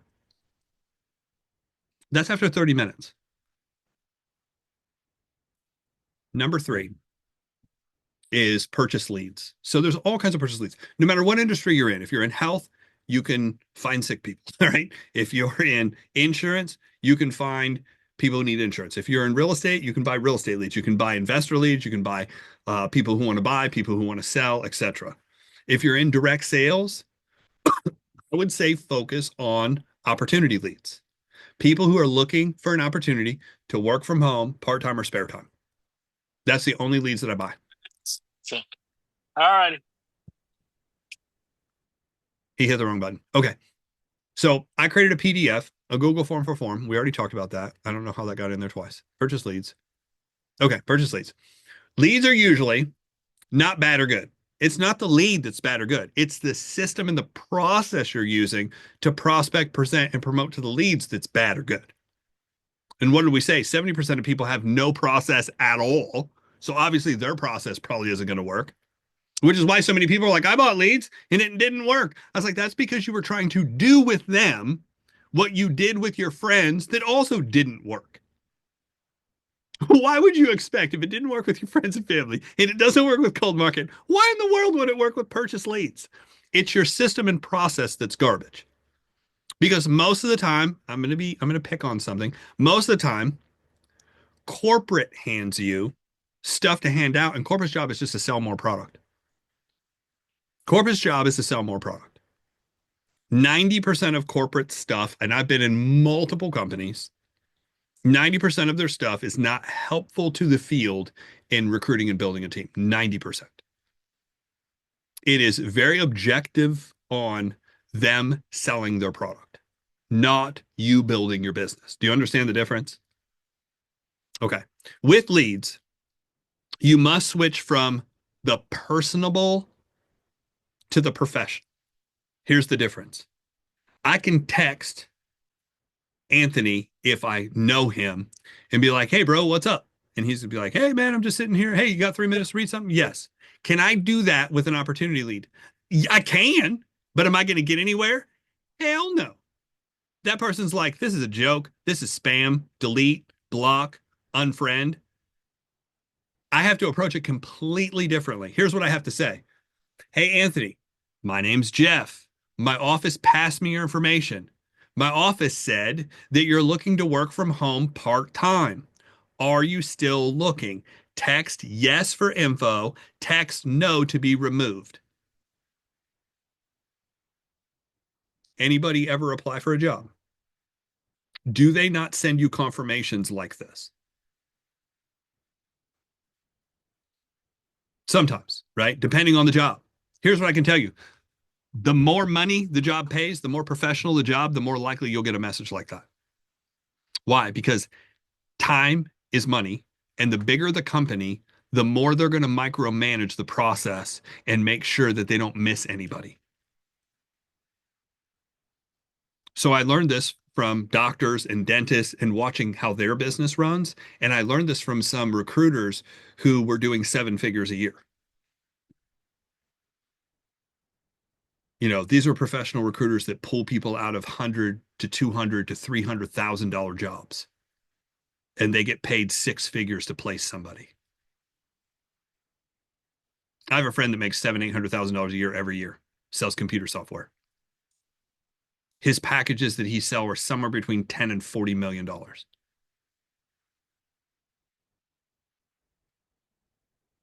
You have to come in professional. Some of us have never been trained to be a professional. So at a job interview, think about this. Every job interview you've been to, how many job interviews have been super fun and super friendly and super informal? Only if they pay less than 50 grand. The moment you break, the more money you make, they become colder and colder and more professional and more distant. So here's how the cold leads. First, I'm going to send that text message. We just talked about what that text message says. The second text message is, our company is expanded rapidly. It's looking for people with the following backgrounds. I just list the backgrounds we're looking for. If you have any of these qualities, you move to the top of the list. You have sales experience, you move to the top of the list. You have training experience, you move to the top of the list. You have management experience, you move to the top of the list. You're bilingual, you move to the top of the list. Is that not how jobs do it? You know where I learned that? I read 10,000 job ads. A friend of mine who is a copywriter, he really good at copywriting. He's like, let me ask you a question. If you want to get good, if you want to get really good at marketing, how many ads have you read? He goes, do you know there's a guy that work, and I can't remember the newspaper that he works for, but he gets paid over six figures. I want to say it's $250,000, and all he does is change words that are already written. That's all he does. He changes the words. So if you wrote, hey, you really need to see this, he would rewrite it as, you need the vision to see this. He gets paid $250,000 to change that word. Why? Because the open rate of people reading and following through increases so much when he does that, that companies are willing to pay him $250,000 just to change words. So I started reading that.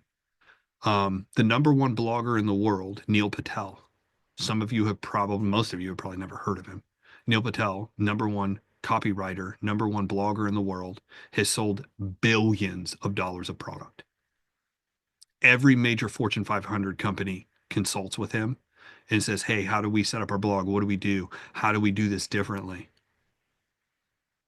Guys, most of you on this call are in network marketing, and you haven't had a single class in marketing.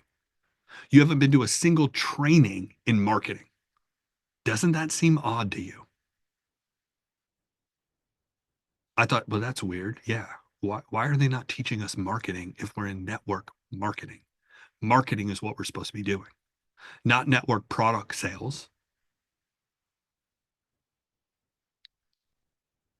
Send a written overview. How did I learn how to write the overviews? By reading 10,000 ads. Now, does that mean you need to go read 10,000 ads? No. You can copy what I did because I've already read the 10,000 ads. If you're in a different company and you need help with that, you can either go through and read the 10,000 ads and learn this yourself, or you can come into my leadership network and I'll teach you how to do it. And I've written probably 24 corporate overviews, one of which is now used by corporate. That's pretty strong. And I'm not even in that company. I never bought their product. I'm not in their company, but corporate adopted my presentation. Why? Because I learned how to write presentations by reading 20 books on presenting, but also by writing presentation after presentation after presentation. So you send them a written presentation. So watch this. I first establish contact, then I send them a written presentation. Then I make them ask me for the video. I send the video and say, okay, when we're done, as soon as you're done watching this, you need to write me back and say, how do I get started? They write back and say, how do I get started? I said, great. We need to get on the phone so I can basically ask you some questions. That's the pre-qualification. And I need to read the presentation to you again. This presentation here that I'm reading to them over the phone is exactly what I sent them in written form. Why would I read something to them that I've already sent them to read? Because 99.9% of people do not read anything. They'll read the first line and the bottom line and move forward and skip the middle and hope and pray somebody doesn't catch them cheating. Guys, we all do this. Most of us. There's a couple people, I've got a couple friends. I want to say Linda McCormick is on here. And I know that she has that like editor sort of accountant background mind. And there are certain people, Brandy's one of those. She reads every line, and I'm like, come on, come on, come on, come on, let's go. She's like, no, I need to know it all before we do. I was like, okay, okay, you're killing me.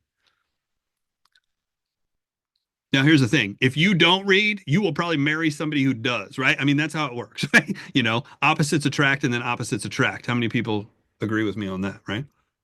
Some of you won't raise your hand because you're both in the room. Okay. So 80% of this is a numbers game, and 20% is just following the process. The numbers game is really easy. I can do that by tracking. Like how many texts did you send today? 2. Well, that's not enough to get any traction. 10, that's barely enough to get any traction. When you're doing leads, you need to be somewhere between 25 to 75. If you do more than 75 in a day, the problem becomes you will get hit by spam or flagged in the system. You never, never, never, never group text people. Never. You never use an auto dialer. I don't use any fancy technology when texting people. I don't use an app. I don't use a form. I don't use a responder of any kind. Why? That's not duplicatable. I can't teach Hattie that in 10 minutes. Hey, here's how to set up this cool autoresponder. Download this to your phone. And I'm not saying she can't do it. I'm just saying I can't teach it to her in 10 minutes and then turn around and teach Paul and then turn around and teach everybody else. Like, that's too long. I just say, hey, do you know how to text message? Yes. Copy paste. Do you know how to copy paste? Here's how to copy paste. You got it? Yeah. Send that to 50 people. Here's the list. All you do is type the phone number in, copy paste. Type the next phone number in, copy paste. Can you do that? Yes. It's 50 times. How long will that take me every day? Maybe an hour. Imagine if you did that for 12 months straight and you started making $1,000 a month or $1,000 a week. And people ask you, well, how, what are you doing? I say, oh, my friend taught me this text and paste thing. I just text and paste 1 hour a day. Well, I'm interested in that. How do you do that?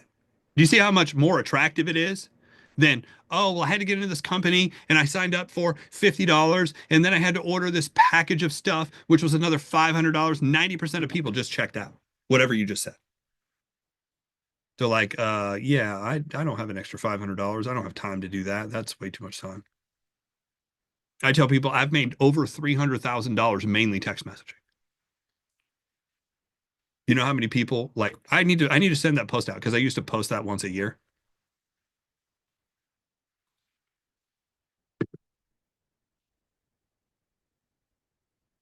Now, obviously, everybody would agree here. The reason I made over $300,000 building network marketing business using tech, it was more than text messaging, right? But text messaging is what led me to it. I do explain to them it is more than text messaging. Here's what it is we do. But if you get 50 people to reach out to you, say, just post this on Facebook. I just met a guy who made over $300,000 text messaging people 1 hour from home. See how many people reach out and ask, well, what is it? Do you have 3 minutes to read something? I mean, that's how you just go right back to it. Number 4. This is a wrap up. We're about done. Home stretch. Attraction and social media marketing. There are 2 types of attraction in social media marketing. One is the easy one. This is what I'm going to teach everybody to do in the beginning. It's posting your actions and results. Every day, you're posting your actions and results. Now, here's the trick to it. Here's the hard part of the easy part. That's easy to do. What's hard to do? Doing it every day. Because here's the thing. If you don't do it, guess what your report is? I didn't text anybody. I didn't send any videos. I didn't get any presentations in. I didn't set any appointments. I didn't promote to anybody. Well, who the hell's going to want to follow you then if you're not doing the work that you're asking them to do? The hard part is content marketing. I got a couple people on here trying to content market, and I'm like, let's be real honest. Until you know how to master the first 3 things, warm market, cold market, and opportunity leads, you have no chance. I'm just being honest. You have no chance of creating anything significant with content marketing. And that's not to be mean. It's just you don't have the skill set yet. right? I mean, I don't have the skill set. I know how to drive, but I do not have the skill set to drive a 27 gear truck. I would get in the truck and I might be able to start it and kill it.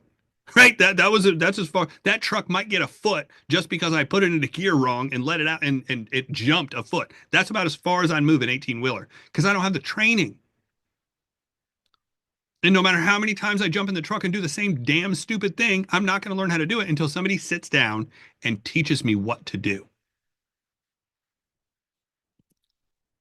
So this is an example of a post that I actually did. And I've tried, guys, I've tried everything. I've done copywriting, I've done videos, I've done video trainings, I've done YouTubes, I've done TikToks. And I've gotten a little bit from all of that because I'm okay at it. I'm not great. I'm okay at it, but I know what I'm doing. Now, we used attraction marketing to build almost 7,000. It's like 68, it's almost 6,900 people right now. We're just about to cross 7,000 and we get about 100 leads a month. So in our holistic business, we use social media marketing to build that database. We know, meaning Brandy and I know, Brandy's done a lot of the work. I knew kind of what to do. And then she added all of the special things that I don't know how to do. And so together we help build that list, right?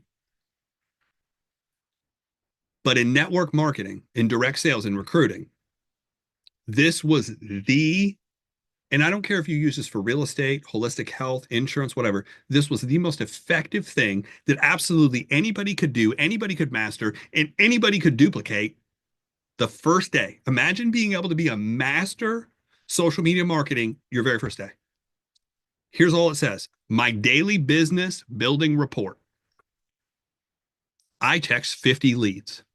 This is not what you're thinking about doing. This is not what you want to do. This is what you did. You have to have done it. You're reporting your activity that you did, not what you're planning on doing. Too many people put out posts like this: I'm going to go out and recruit 100 people. Nobody cares. Nobody cares. You'll get nothing from that. I text 50 people. I sent 10 people the presentation. I asked 3 people for the video, and I set one time to talk. There's one more line I forgot to add to this. So if you take a picture of this, add one note. In 90 minutes today, I did all that work in 90 minutes.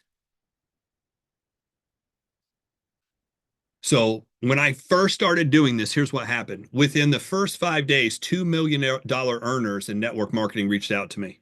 Neither one were on my team or part of my upline. They were like, bro, are you texting Facebook people? No. Who are you texting? Is this a warm market list? No. Who are you texting? The second person. How did you do this fast?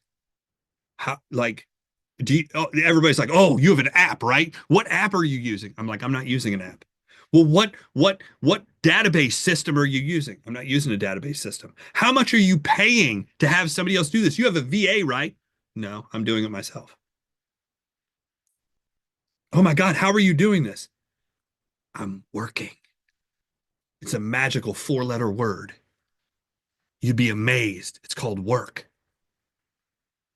Now, I did hack the system a little because what I did is I would pull my list up in a spreadsheet and I had my phone ready and I had what I was going to send them already in my notes on my phone. So all I had to do was copy and paste.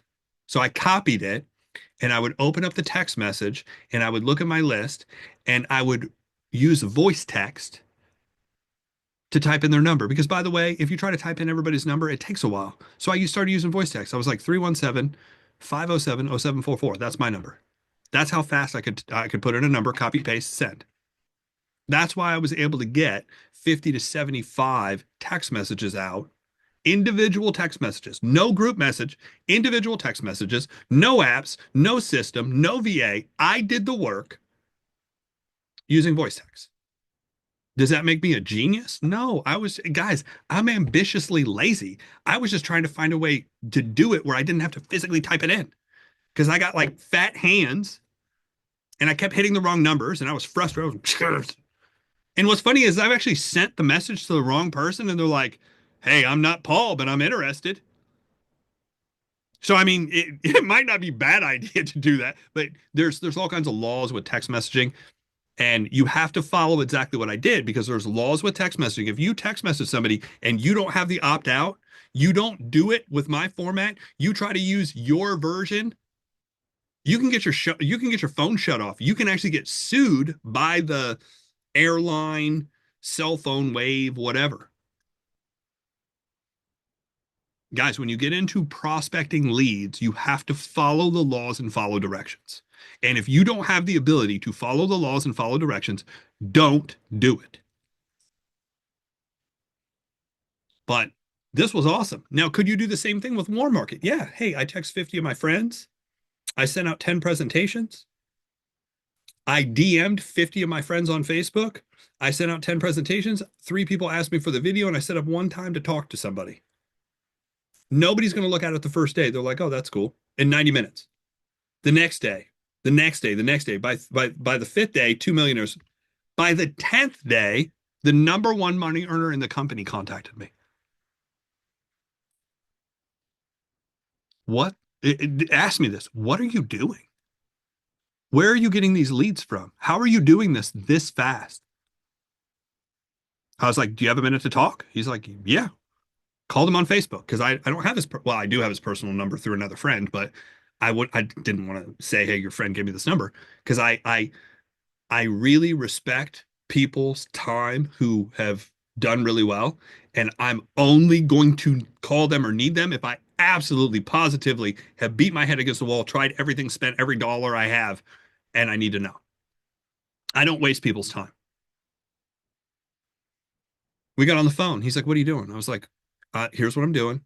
I bought this opportunity. It's an opportunity lead list. Here's where I got it from. It was generic, you know. He's like, oh yeah, those leads are garbage. I was like, true, but it's not the leads, it's the system that makes you successful. He's like, well, touche. You got me there. That's absolutely correct. I said, so here's what I'm doing. I'm sending this text message. Hey, Jim, this is Jeff Gamble.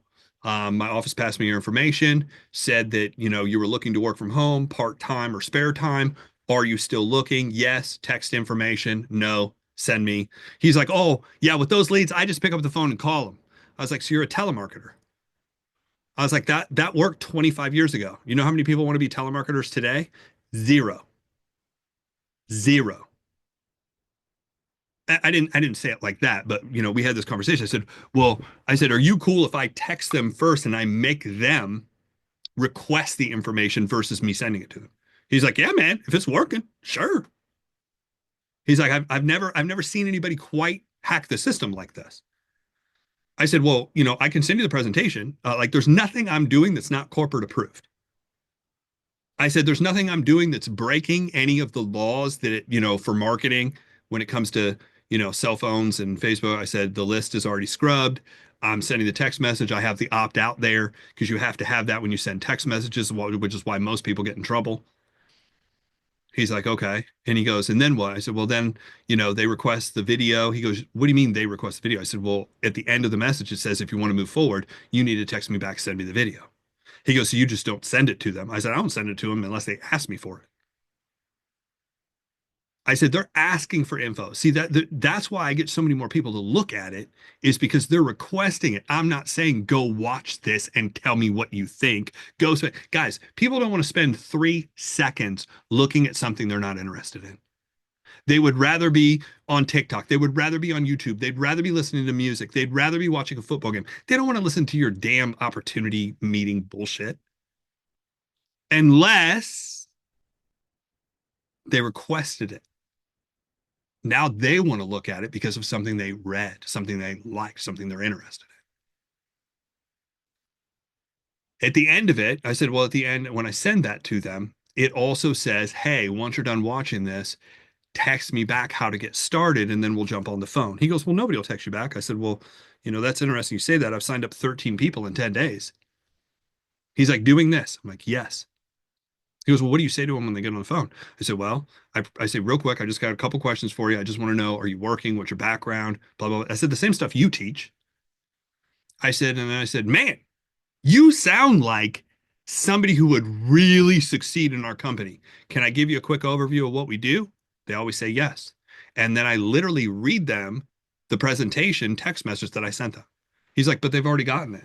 I said, yeah, but nobody reads. He's like, touche again. You're right. Nobody does read. He said, you read that to him, and then what do you do? I say, look, on a scale of 1 to 10, closing. On a scale of 1 to 10, 1 being you'd refer us, or 10, you want some more information on this, where are you?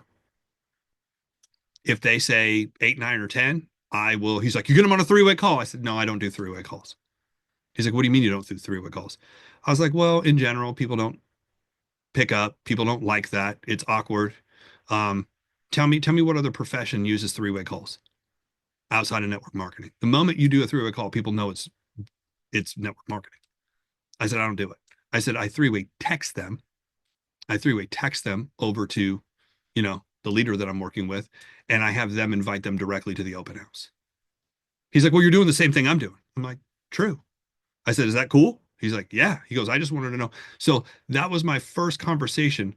That guy makes about $2.5 million a year.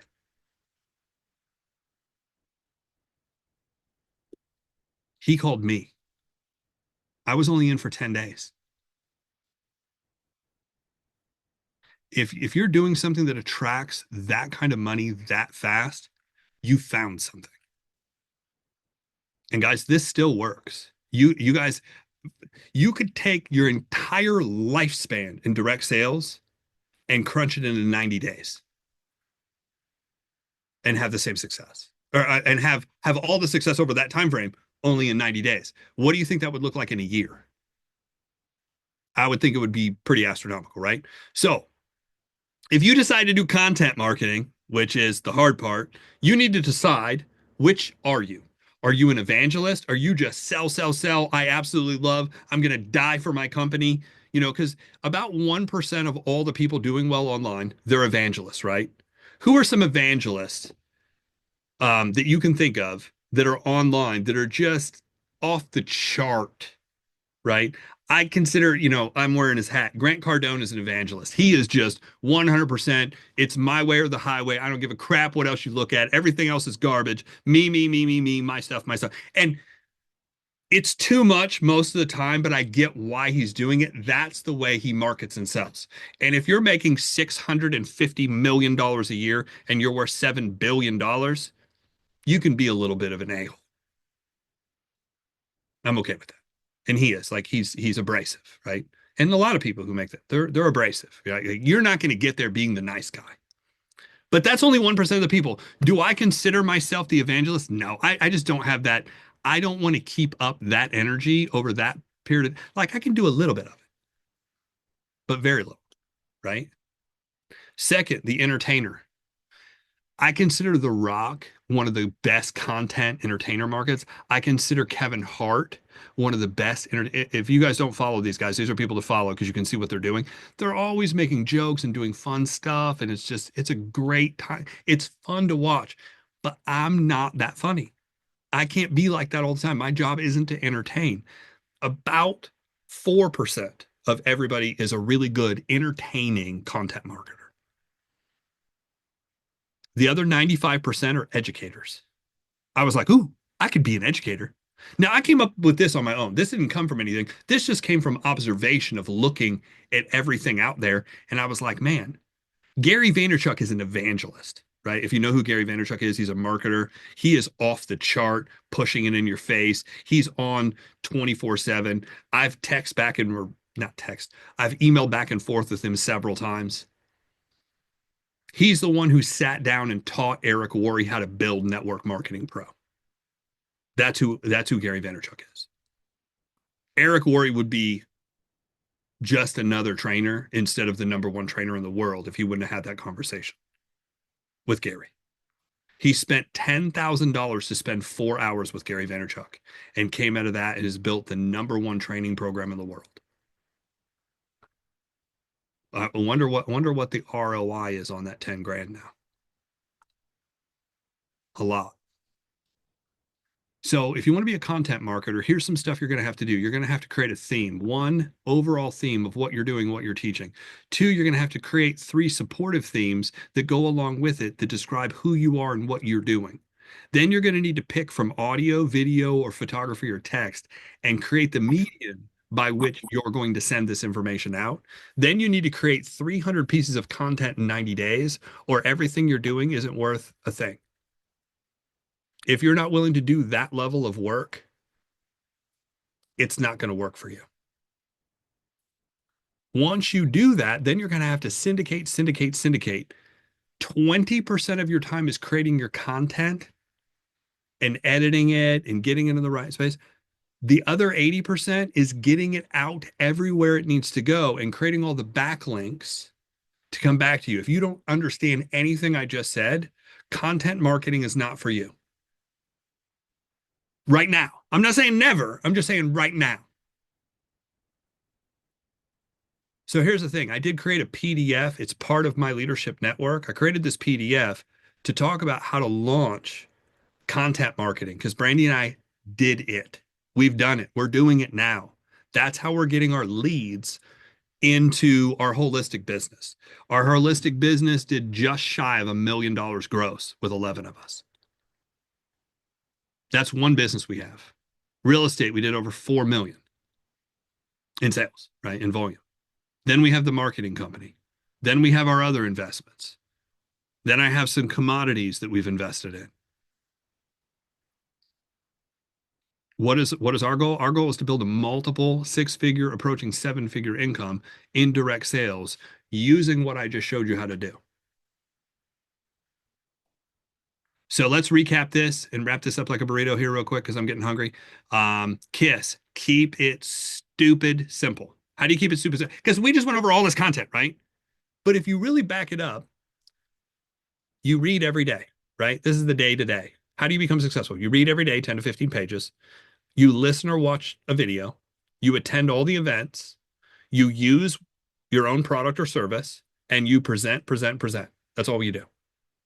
Those 5 things. Not rocket science. Anybody could do that spare time. You could have a job. You could have kids. You could have dogs. You could have cats. You could have a farm. You could be super healthy. You could be struggling. Anybody could do these things. So what do you do with all the people? Well, you present to 2 new people a day. You attend 1 weekly open house. You attend 1 weekly training. You attend 1 mastermind, and then you attend all conventions. And I don't care if you're in, what if you're in holistic health and you're like, well, this stuff sounds more like sales. Okay. So I'm presenting to 2 people a day. I attend an open house. Shouldn't you have an open house for your business? If you don't have enough clients, you should be doing an open house online every week. Well, what am I going to say? Well, I think you need to figure that out. If you don't have enough business right now, you need an open house. The training is replace the training with education. Once a week, I need to sit down for 90 minutes and I need to get trained. I need to train myself. Who am I going to get trained by? Whoever the top 5 people in your industry are. Attend a mastermind once a month.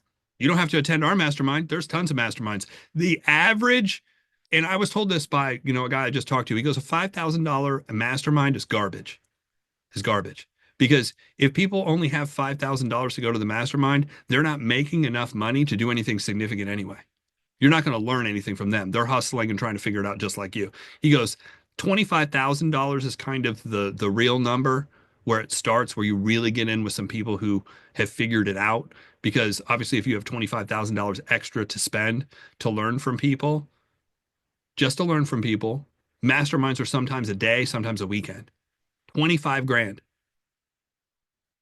So this, it was on an interview. He asked the same guy that gave that advice. He goes, well, what's the best mastermind you've been to? He goes, I spent $250,000 to go to dinner with a guy. He's like, what? He's like, well, the guy was worth several $100 million. His specialty was buying businesses. He goes, because of that dinner that I spent $250,000 on, the following year I made over $100 million. What's the return on investment? Guys, that's the kind of stuff that's really going on in the world right now, but we have no idea because we're not in those circles.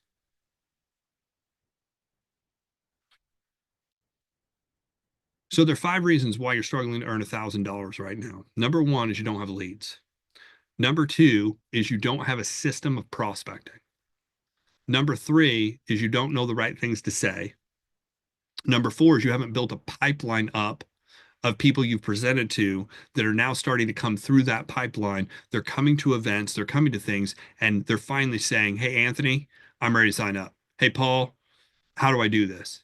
Hey, Hattie, I got a question for you. What do I say and who do I talk to? When you start getting those kind of questions, people start signing up.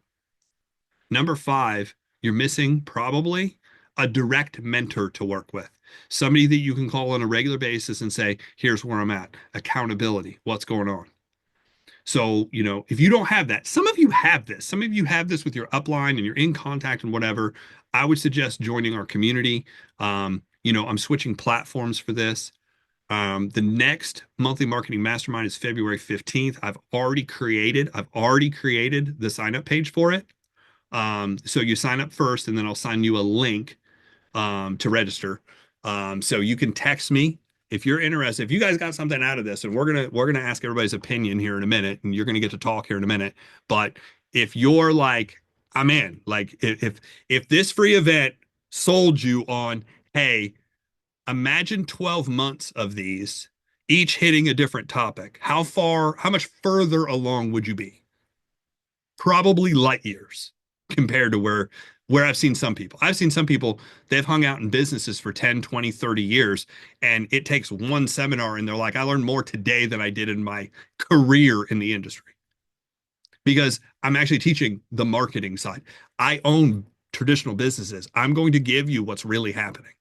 And I'm in the trenches really building. I haven't been retired for a decade or 2 decades sitting back sending rah messages. So text me if you're ready. I'll send you that link to, register. So now what we're going to do is some takeaways. So I'm going to close this screen. I think I'm going to close it. Close the window. I'm going to open this all the way up. And what we're going to do is we're going to do takeaways real quick. I'm going to go ahead and stop this recording because it's already, God, it's so long. Where is it?